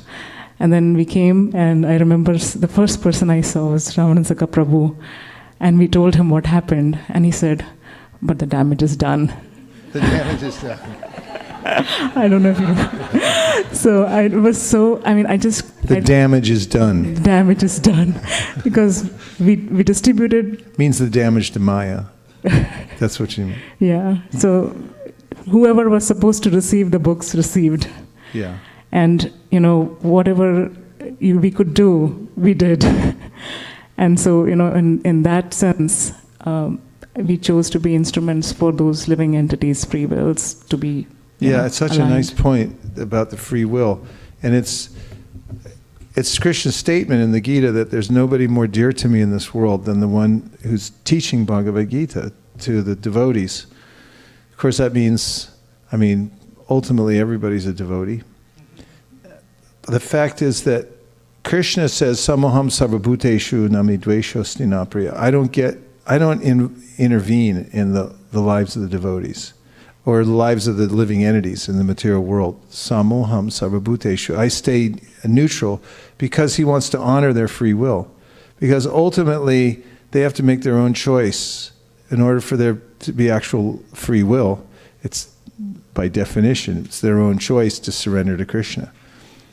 So, Prabhupada writes that although the Lord doesn't get involved, and although he says don't talk to people who aren't devoted or austere, he said it's still the devotees know what the heart of what's in Krishna's heart, that he wants them to come to him. And therefore, on Krishna's behalf, knowing what he actually wants, they do intervene, the devotees. So now imagine that's what Krishna wants, but he won't do it himself. And so if you're doing it on his behalf, how dear, what an intimate connection that is. And that's why that kind of preaching is so dear to Krishna and endears the devotee to Krishna, somebody who does that. And it's one of the teachings Chaitanya Mahaprabhu makes to Sanatana Goswami. Maya mugda jivara nahi svata Krishna gyan. Jivere kripaya Krishna hoite Krishna Veda Puran. Hoile Krishna Veda Puran. Which means that this was Vyasadev's impetus to intervene into the lives of the living entities because they don't do it on their own. Swata means automatic. He says, na swata. It's not automatic that people suddenly wake up and say, I want to become Krishna conscious. There has to be some intervention somewhere.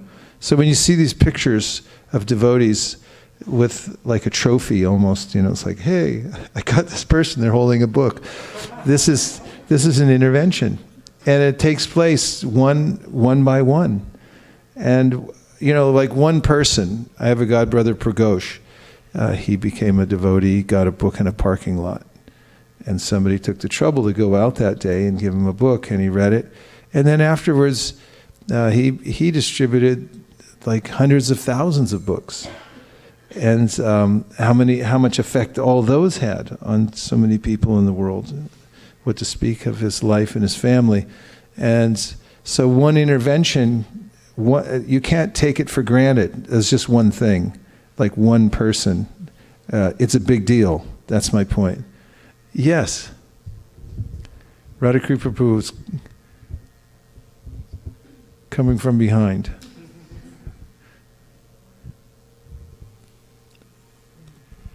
Smaraj, to your point, when we distribute the book, it may not be the first. When people observe it for some time, they may be reluctant in the beginning. But as they keep on watching you, if you're doing it, I've seen a profound impact on one of the wonderful soul I just wanted to share. His name is Pradeep. He's our local driver who typically brings us from the airport Delhi to Himachal, typically for last couple of years. As he kept on watching us distributing little bit, whatever we could do when I go there, last time he said that I gave him a book, Bhagavad Gita, and then what happened, he was supposed to give it to his brother, but he met somebody, and then he gave that book to him, and he sent me the picture. He said, I actually distributed that book to somebody else. And then this time he started even one step further. He said, can you keep a few books in my car so that I can give the books to others? And he just take those pictures and send it back to me that I started doing it. It's so unbelievable. The person, I've been just being there for a couple of years only, going with him, seeing the transformation. So it's a nice example. When we were in Navadvip this year for our yatra, one of the tuk-tuk drivers, he saw the Sankirtan, the book distribution going on, and he said, I want to do it. And so, he started distributing books also. Who was the instrument for him? Kameshwari? Who was in the... In any case, he got so involved. It was Madhav Govinda. He was very enthusiastic, this one driver, and in distributing books. It was his first time seeing it and everything. And so he wanted to have books afterwards, so he arranged to take some books away. I don't know if he followed up on it, but we had this scheme when we were just getting on the boat that we would get all the tuk-tuk drivers in Navadvip and start a cartel where they would all distribute books to all their passengers and stuff like that. It was worth a shot.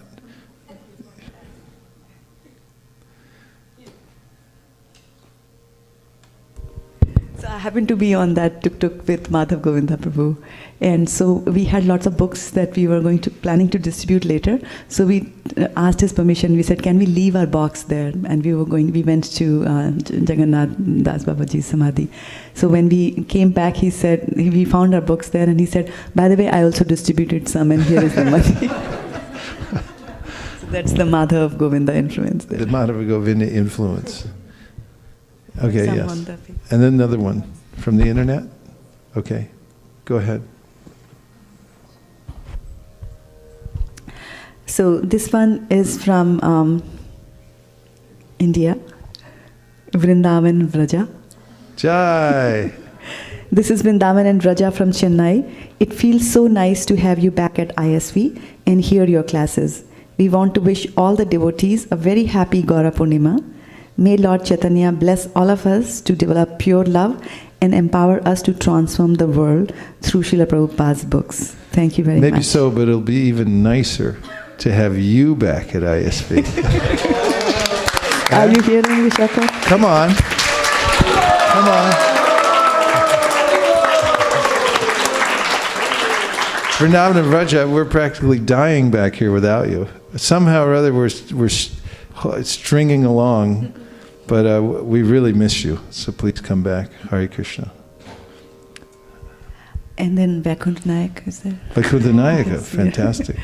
So he says, what I liked is stick to the principles.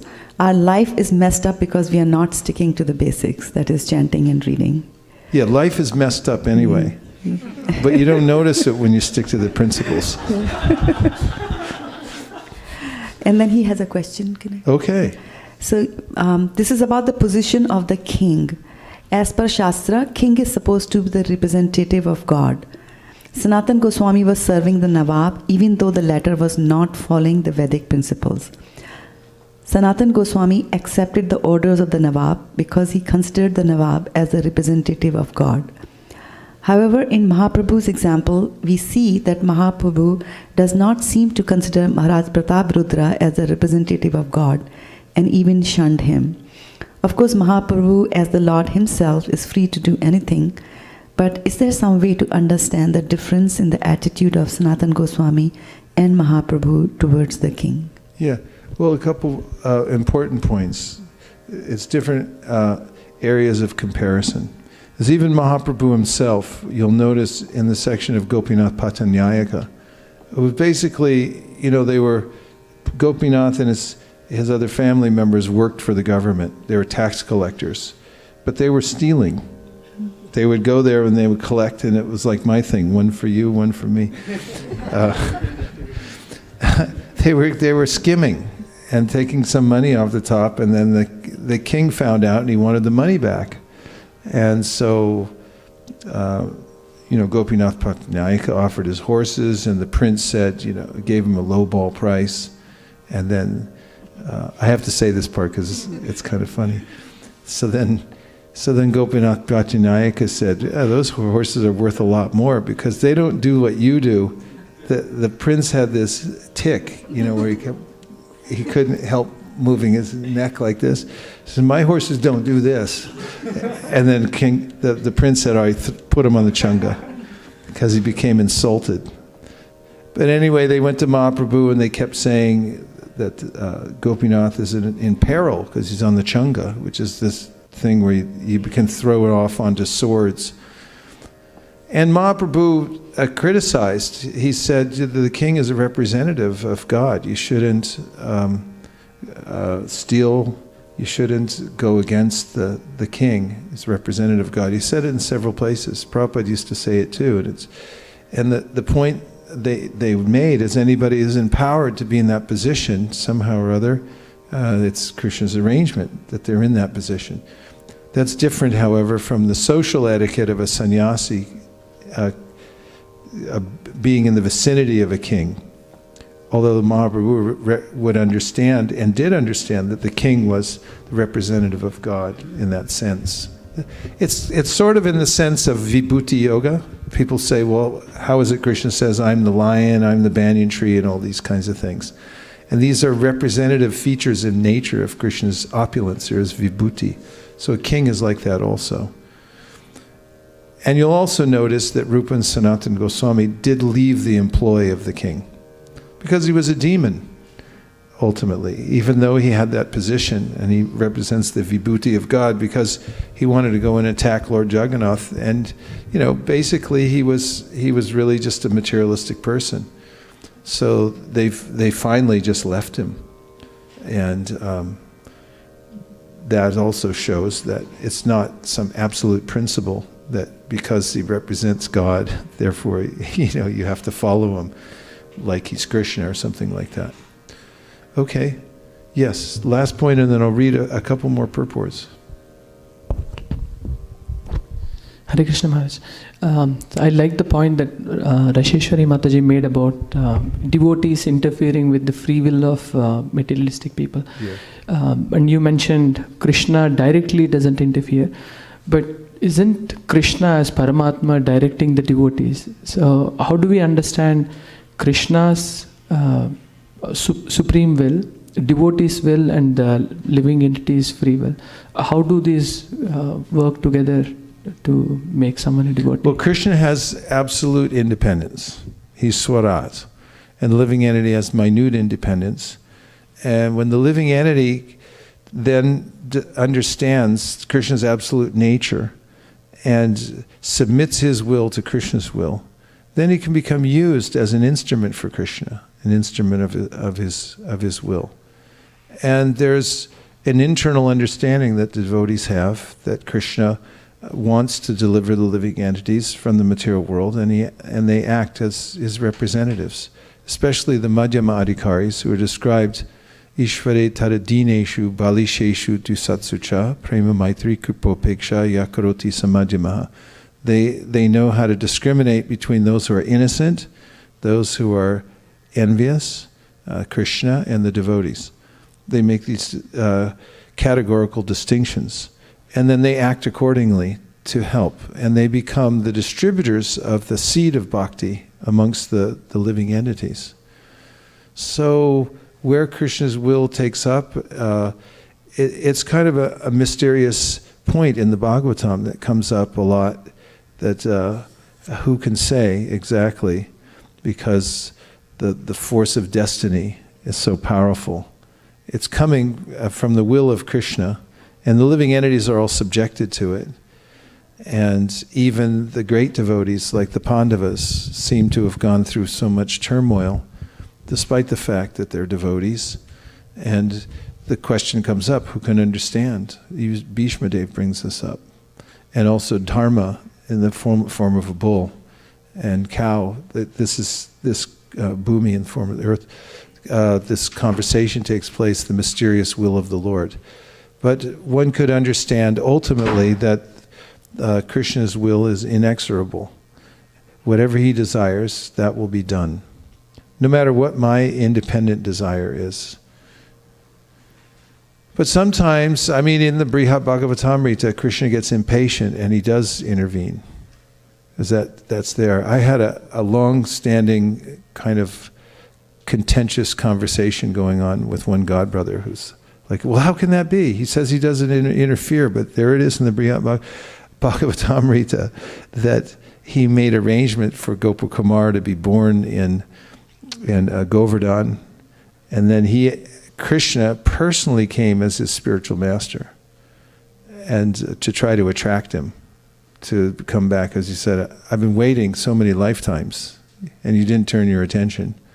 So I finally had to come. It's like, hey. So you can just see there's a strong desire Krishna has. Anyway, the whole point about desire, we have minute independence, and if we connect that, if we develop our awareness of what Krishna's actual desire is, and we submit our will to Krishna's will, then we become as if one with Krishna. there's almost no consideration of difference between Krishna and the devotee who's fully surrendered. That devotee becomes a conduit for Krishna's will. Okay, so I'm just going to read a couple more purports that I had intended to read from the Caitanya Charitamrita, since nobody's leaving. You're all still here. There's no school today, is there? Yay! What? It's a national holiday. We asked Tulsi Gabbard the other night. I don't know if she answered, but all the devotees liked the idea. The flood of love of God had swelled in all directions, and thus young men, old men, women, and children were all immersed in that inundation. I'm on 25. When the contents of the storehouse of love of Godhead is thus distributed, there is a powerful inundation that covers the entire land. In Sridham Mayapur, there is sometimes a great flood after the rainy season. This is an indication that from the birthplace of Lord Chaitanya, the inundation of love of Godhead should be spread all over the world, for this will help everyone, including old men, young men, women, and children. The Krishna consciousness movement of Sri Chaitanya Mahaprabhu is so powerful that it can inundate the entire world and interest all classes of men in the subject of love of God. 26. The Krishna consciousness movement will inundate the entire world and drown everyone, whether one be a gentleman, a rogue, or even lame, invalid, or blind. Did I read this one yet?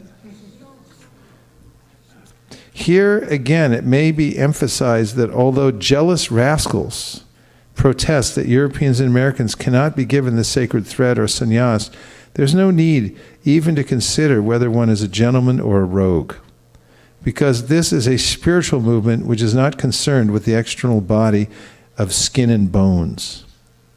Because it is being properly conducted under the guidance of the Panchatattva, strictly following the regulative principles, it has nothing to do with external impediments.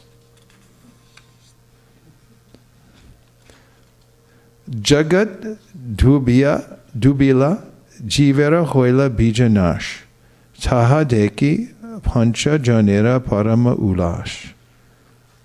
When the 5 members of the Panchatattva saw the entire world drowned in love of Godhead and the seed of material enjoyment in the living entities completely destroyed, they all became exceedingly happy. You all help me with the purport. Give him a mic.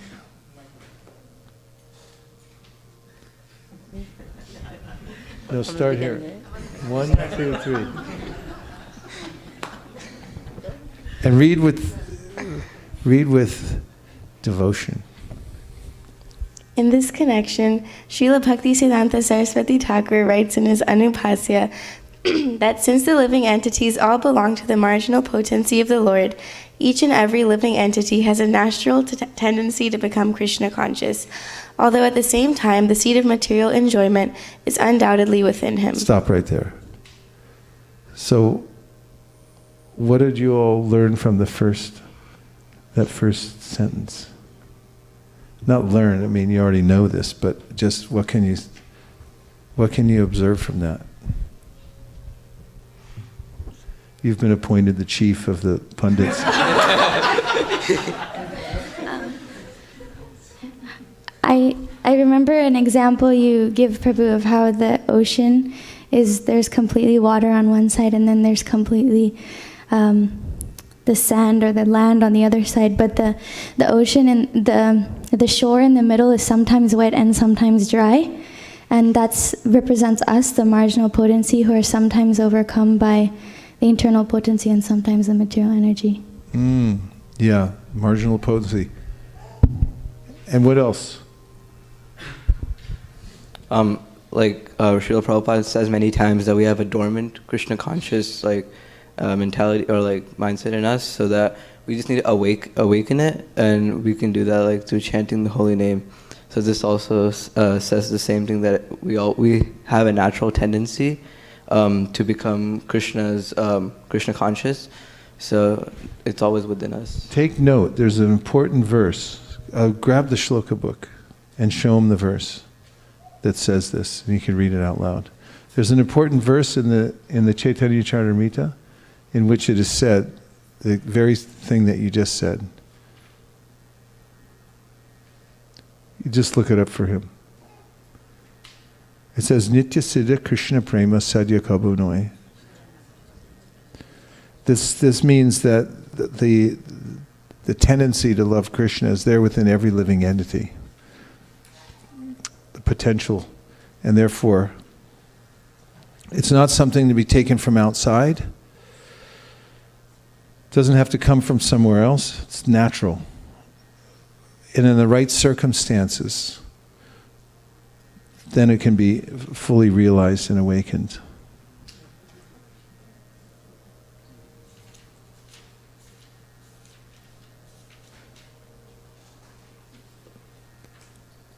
Read us the Bengali first. What's the verse number? 22107. In which Madhya 22107.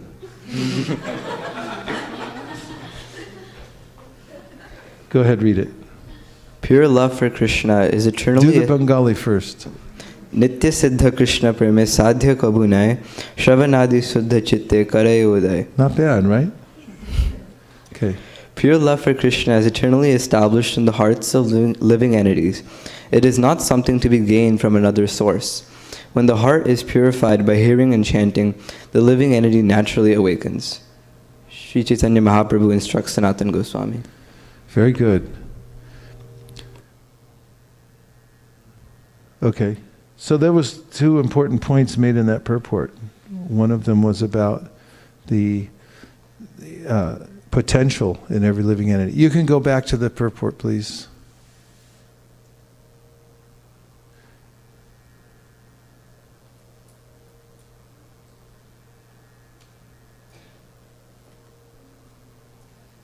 There it is. Why don't you read it again, the first part? In this connection, Srila Bhaktisiddhanta Saraswati Thakur writes in his Anubhasya that since the living entities all belong to the marginal potency of the Lord, each and every living entity has a natural tendency to become Krishna conscious, although at the same time the seed of material enjoyment is undoubtedly within him. The seed of material enjoyment, watered by the course of material nature, fructifies to become a tree of material entanglement that endows the living entity with all kinds of material enjoyment. To enjoy such material facilities is to be afflicted with the three material miseries. However, when by nature's law there's a flood, the seeds within the earth become inactive. Similarly, as the inundation of love of Godhead spreads all over the world, the seeds of material enjoyment become impotent. Thus, the more the Krishna consciousness movement spreads, the more the desire for material enjoyment decreases. The seed of material enjoyment automatically becomes impotent with the increase of the Krishna consciousness movement. So, before we go to the next part, other comments about what we just read. I mean, the points that the devotees here made about there's potential and that the seed of material enjoyment, that is a part we didn't comment on. And then how that one seed, it grows into a whole tree of material existence that we get entangled in, right? Did you want to comment?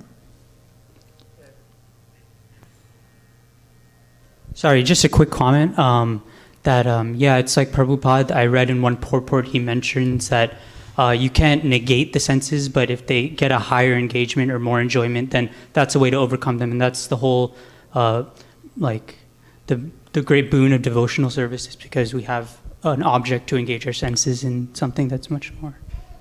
Very good point. And the seed of material enjoyment, comments? How it grows into a tree and you become entangled more? Does anyone want to bring out something from Shastra? Yes, Sundar boldly raised his hand. Semi-boldly.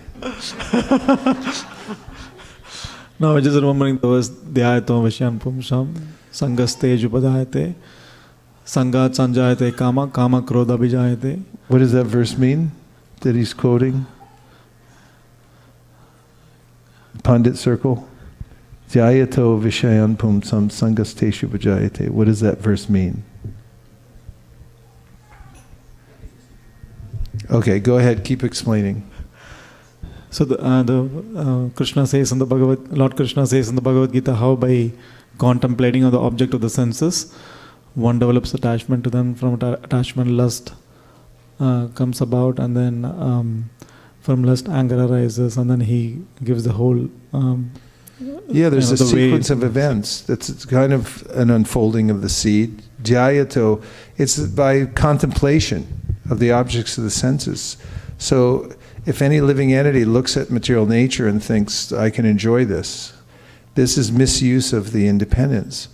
And then there's a consequence. Jyato Vishayan Pumsam Sangas. Now there's a connection to it. Actually, the Vedas say, Asango Hyayam Purusha, you have no connection, living entity, with the material nature, but you make one artificially by looking at it and thinking that you can enjoy. And then what happens is the living entity gets entangled in a sequence of events. Sangas teshu bhajayate, sangat sanjayate kama. Then sangat, it grows into this lust or desire to enjoy even more. Kamat krodo bhajayate. And then comes anger, because you can't fulfill lust in this world. It's not satisfying, and therefore you become angry. And then there's a furtherance of the sequence in the next verse, in which Krishna says that then you become bewildered. And when you're bewildered, you lose your intelligence, and then you fall into the material pool and get sucked in. It's like a whirlpool. You get grabbed and pulled under, and then it's really hard to get out. So it's good to know the process of not getting entangled. Sundar? I was just recollecting a few more points, Prabhu. I was remembering the verse Kama Yesha Krodesha Rajoguna Samudbhava Mahashano Mahapapma Vidyenam Ihavairinam. So how Krishna says that when the living entity comes in contact with the mode of passion, then that leads to that leads to lust, which is the all-devouring enemy of the world. Yes, association with Rajaguna, then one naturally develops certain qualities that entangles him or her in the material world. And this is the enemy of the soul. Yes, Risheshwari. I'm reminded of the story of King Puranjana from the Bhagavatam, which is what I'm reading right now for my Bhakti Vaibhav. And it's so intriguing how, this is all for the allegorical narration of Sri Narada to King Prachina Parishad, to just show his own reflection, like basically to show him a mirror of what he's going through. He's performing so many sacrifices, although he's a devotee, but he's distracted and starting to perform so many sacrifices, and he doesn't realize that how it is actually making him more, sucked into that whirlpool. He doesn't know that all those animals. So how Sri Narada gives him this whole narration, and that narration really is it's so intriguing and so deep, and each character in that narration, the lady and the serpent, the serpent that's on her head, and then the 11 follow, the servants. So all the how a living entity, a soul, is married to the intelligence, and then the intelligence gets, becomes an instrument to either, by the influence of the senses and the mind, to be distracted from the real goal of life. If it was up to me, just because of that, I would award you the certificate for the Bhakti Vaibhav. And now, one more point, and then we have some chanting. Oh, and you have points over here, I can tell. Okay, 1, 2, and then we're gonna chant Hare Krishna. I just had a question. Yes.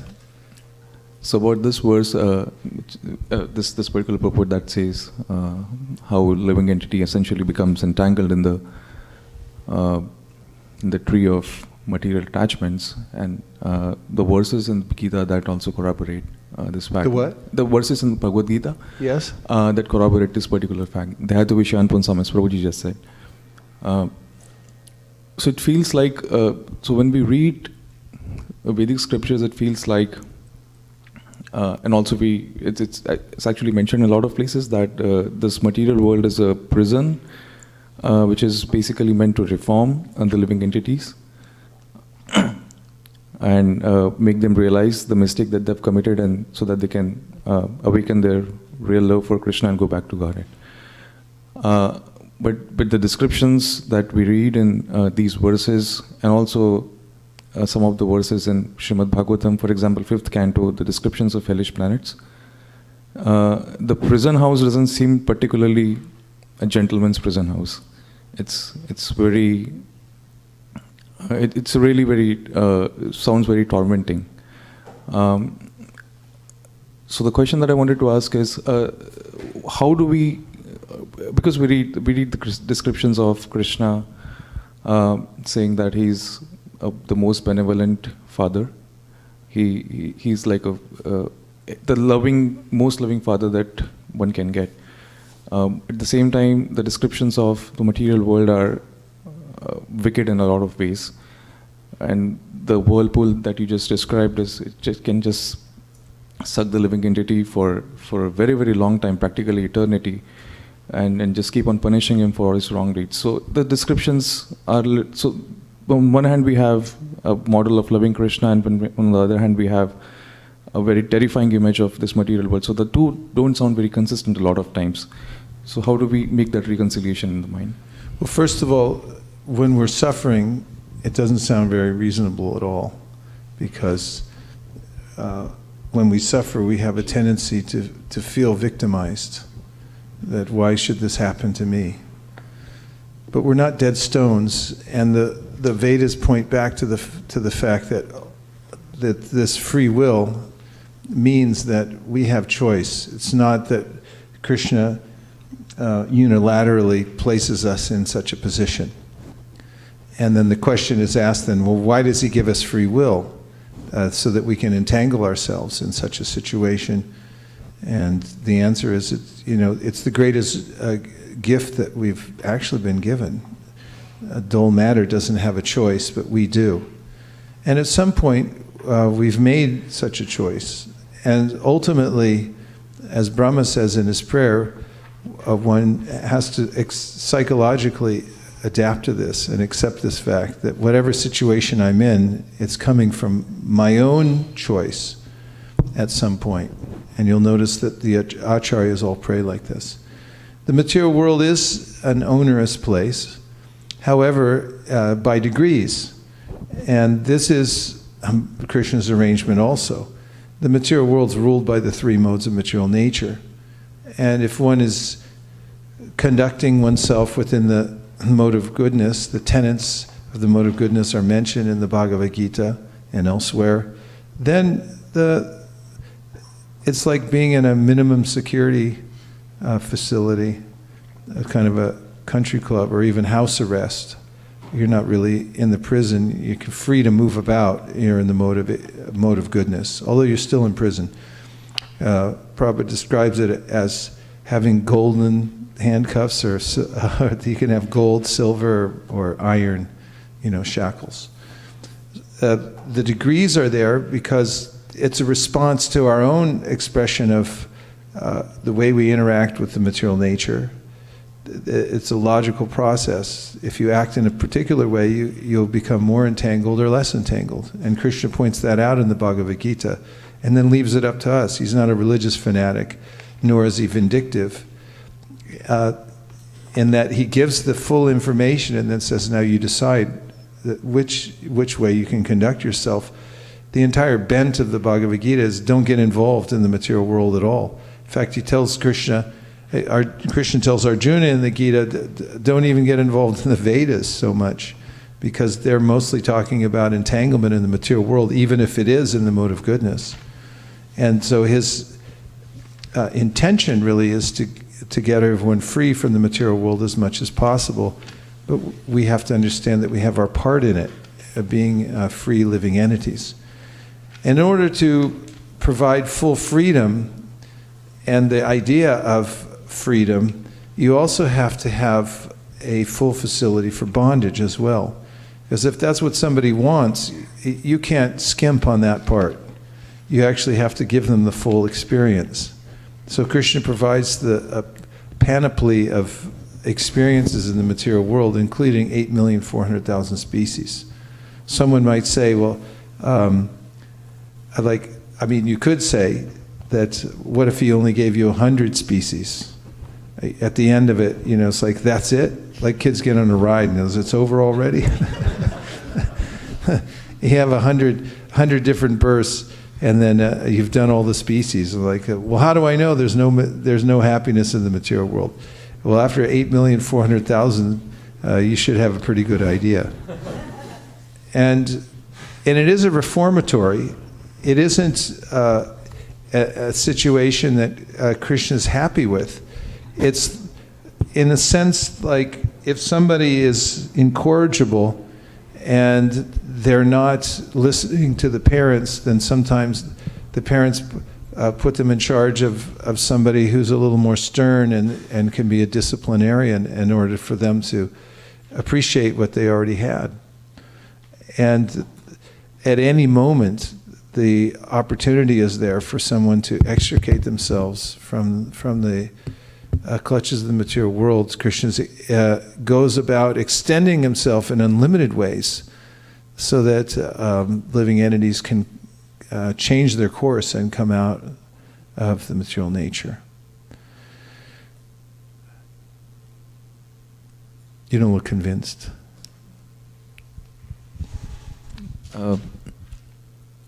I mean, I've heard answers on those lines. Just one other point. It's just a personal realization about the severity of the reaction that one gets in the material world, not the least of which is the lingering, subtle desire to enjoy again. For instance, if you touch any material object, as Sundarananda Prabhu brought up this verse, Dhyayato Vishayan Pumsam, and you think, okay, like, let me look at this thing, let me touch it, whatever it is, no big deal, I'll just try it and I'll move on. That doesn't happen in the material nature. Because things are so sticky here that if you try it out, then like they used to say, you try it, you have to buy it. Like it's like mango sap. You can't get it out of your hair once it's in. It's it's really difficult. And material nature's like that too. You think like, I'll just dabble a little bit here and there, but then you find out later, either in this life or the next life, like, hey, that stuff's still hanging around. And it's not so easy to get rid of. This is a kind of a mercy, actually, helping to sober the living entity into the idea of once and for all completely surrendering to Krishna. If I didn't have that severity of consequence because of dabbling with the material nature, I may then conclude that, like, okay, I'll do half and half. I'll just stay partway in the material world, and then, like Krishna consciousness is nice, but so's the material world. If Krishna didn't make the material world like really not nice, then, that's actually mercy to, like, this is horrible. Don't touch it. And he says, Jaganya guna vritti sta. When he's talking about the modes of material nature, he says, you dabble in this, you could be pulled way down into Jaganya, which is something he said, it's abominable. It's like the worst thing. So for me, the effect that has on me is the more I become aware of how dire the circumstances are and how consequential my involvement in the material nature is, even subtly, the more my determination grows that I'm not going to dabble in it, and I'm going to give my full attention to Krishna. And that's helpful. It's like if somebody's trying to jump out of a dangerous situation, they have to be fully aware that it's very dangerous, and they really have to feel the heat before they'll jump out. And you're not sure, are you really going to catch me? It's like pretty soon you feel like, I don't care if you catch me or not, I still have to jump out because it's so hot. And so, those who come to understand how dangerous the material world is and how dabbling in it even a little bit has enduring consequences, then can make a very clear choice that, yes, I'll totally surrender to Krishna. And that's the right choice for the living entity. Everything else is a wrong choice. So Krishna helps us in that way by making the situation as dire as it is. Do you see my logic? If it was easy street and it's no big deal, there's no real consequences to enjoying material nature. It doesn't, you'd get sober again and then you'd go just do it again. But when you start realizing, like, you touch that, you're really going to get zapped a lot more than you think. Then you start thinking, I won't touch it anymore. Yes. I was reminded of that pastime of Sanatan Goswami with the blanket. His relative gives Yeah, him the good blanket. point. You often quote this, so I just remembered that. He after he left Nawab Hussain Shah and he was coming to Vrindavan, his relative gave him a very nice woolen blanket, and out of obligation he took it. And when Chaitanya Mahaprabhu saw him, he was fully renunciate, but that blanket looked odd to him, and Sanatan Goswami could sense Chaitanya Mahaprabhu's disapproval. So he went to take a bath, I think, near the Ganges, and he exchanged it for a torn quilt with a washerman, and even the washerman was stunned. Why would you joke? Are you joking with me? Why would you want my torn blanket? And he said, no, please. And so he exchanged, and he brings back that torn quilt, and Chaitanya Mahaprabhu notices again, and he asks what happened to your woolen blanket. And he told him that this is what I did. And Mahaprabhu was very pleased. And he said that was the last, bit of your material attachment. And the physician who wants to cure the patient, he doesn't want any traces of the disease to remain. So I just remember. Yeah, that. well done. Really well done. Excellent. Yeah, that's much to the point. That as to the point of it being reformatory, there's a contagion here in the material world, and I've been infected by it. So Krishna's like a doctor, and what seems severe to a patient, it's like, hey, you can't eat for 2 days, and like, what are you talking about? I can't eat. What kind of doctor are you? You're not very nice. But he knows that if you eat, you'll die, if you have cholera or something like that. So he may prescribe something that seems like a bitter pill or something inordinate, but actually it's meant as a curative, to bring us out. And actually, you might notice the subtleties of material nature. When you suffer, you actually get purified. When you're in the middle of material enjoyment and everything's good, like you get everything you want, you got enough money, sense gratification is abundant, you really get contaminated because you develop a sense of entitlement and you forget your humility. And when you forget that, then you really lose your happiness. People who are in that situation, who take it seriously, they think that, this is my wealth, this is my house, I live in this valley, no one else can come in here. They actually suffer more than anyone. They become more isolated. And people who, and it's not necessarily true that, somebody who's poor is more virtuous or something like that. But the point is, if when you do suffer, then there's a kind of purification that takes place. First of all, you become philosophical, if you're lucky. If your beautiful new, what's that called, Tesla gets hit and smashed, then what are you going to do? You're going to get philosophical after you cry. You're going to get philosophical because that's what living entities, that's their resort. And they'll go like, well, it's just a car. Or someone else will get philosophical for you. It's like, hey, it's just a car, man. and then, all of a sudden you realize, like, God, I can't depend on anything. And you start developing kind of an internal sense. That's why there's this phenomena called Shmashan Vairagya. When people go to a funeral, for about 3 hours, they get self-realized. They go, oh my God, I'm not my body. There's a body burning on the burning got right there, and they go like, it's just like my body, and they weren't the body. And all of a sudden, they come to this point of a little bit of purification. So suffering is actually a cycle, because there's boga, tyag. And when you have boga, the enjoyment of the material nature, you get contaminated. When there's tyag and it's taken away from you, that you get some purification and you kind of come to your senses for a while. But that's one of the points in the 6th canto of the Bhagavatam. Even that cycle can't get you out of the material world.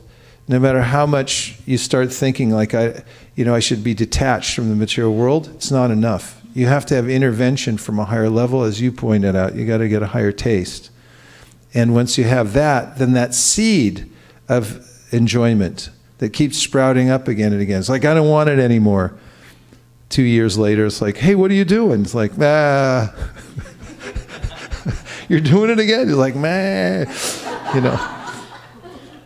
Unless one meets Caitanya Mahaprabhu and his associates. And then Mahaprabhu says to Sanatana Goswami, this is later on in his teachings in the Madhya Lila, chapter 20, and then he says, you need a devotee physician. When you meet the doctor, he's got a little black bag, and Mahaprabhu said, what's he got in there?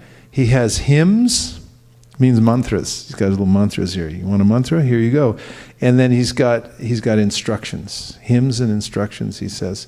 And with that medicine, then actually the living entity can cure himself and come to this position. I'm not a victim of the material nature. It's not inordinate. It's Krishna's mercy. He actually sees everything. Te anukampam susamikshamano. He goes, Krishna's all merciful, and my involvement in the material world, it's one of those things. He writes it off, somehow or other I got involved in this. And then he sees also, and whatever entanglement I have, it's because of however I used misused my freedom. And therefore, he just says, I'm not going to thrash around anymore. Either mentally or physically, I'm not thrashing in the material world. I'm just going to take shelter of Krishna and wait it out. And if you wait it out in that mood, then Brahma says, okay, you'll go back to Godhead, Sadaya Bhak. So don't try to justify it. Don't try to become a victim. Accept that whatever involvement I have in the material world is because of my own choice. And if you take that mentality, whether you understand it completely or not, but you just take shelter of that and take shelter of the fact that Krishna is all merciful, then Sadaya Bhak, you inherit the kingdom of God. Something. It's not nothing. Yes.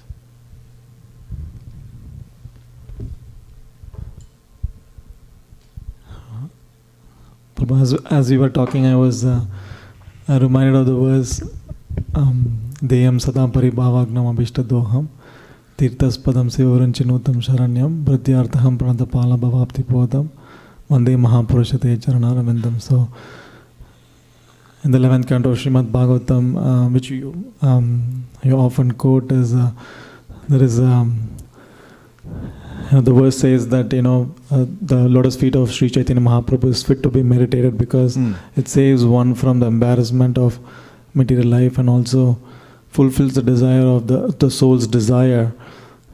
And how the lotus feet of Sri Chaitanya Mahaprabhu is also worshipped by Lord Shiva and Brahma, all the demigods, and ultimately it becomes the boat for the devotee, to cross over the material ocean, and the Lord protects the devotee. Yeah, well done. Thank you very much for reminding us of that verse. Because you have to meditate on something. We already brought up the Bhagavad Gita verse. You brought it up. Dhyayato vishayam pumsam sangasteshu bhajayate. There's a downward spiral that takes place when you meditate on the objects of the senses in the material world. So then what are you going to do? Don't think of anything? No. Dhyayam sada paribhavagnam. This verse says, Dhyayam sada. You can always meditate on the lotus feet of Lord Caitanya. How often? Always. Constantly. And if you do that, then you'll come to the end of it, because that's the way out. Interesting analogy given by Narada Muni to the sons of Daksha. He tells them an analogy in which they can understand that the material world's a trap and they shouldn't go there. One of the points in the analogy is, he says, there's a hole, and once you go in the hole, you never come out. Doesn't that sound scary? I hate that stuff. Claustrophobic anyway. You go in a hole and you can't come out. I mean, so he said, so they figured it out because they're really smart. They said, once you come in the material world, it's like impossible to come out. Point you were bringing. And so I was just thinking, there's all kinds of ways in which we make a decision. It puts you in a hole, and it makes it really difficult to come out. So how to get out of the hole? Deyam sada paribhavagnam abhishtadoham. This is the way out. Meditate on Lord Chaitanya's lotus feet, and he'll deliver you. They're the boat that actually take you across the material world, and they fulfill all your desires. You'll actually feel completely satisfied and happy with no repercussions whatsoever. So there's been no loss for us today, having come here early in the morning to celebrate the appearance day of Lord Chaitanya Mahaprabhu. And this is a very special time to come and hear and chant together. There's so much benefit, but the most of it comes from the glance of Chaitanya Mahaprabhu, seeing the devotees come here to celebrate his appearance day. And we'll continue throughout the day. We'll take a short break here, and the bigger festivities will start tonight at 5:00 p.m. So those of you who are planning on hearing and chanting all the way through are free to do so here. Some of us are going to take off and come back. And so we'll, at least Krishna willing, we'll see you back here at 4:59. Gaur Premanande Haribo. Vanchakalpadurvisha kripasindavevacha patitanam pavanibhyo vaishnavebhyo namo namaha. Nachariyar marman, nachariyar marman, nachariyar marman, nachariyar marman. Hey, nachariyar marman, nachariyar marman, nachariyar marman, nachariyar marman.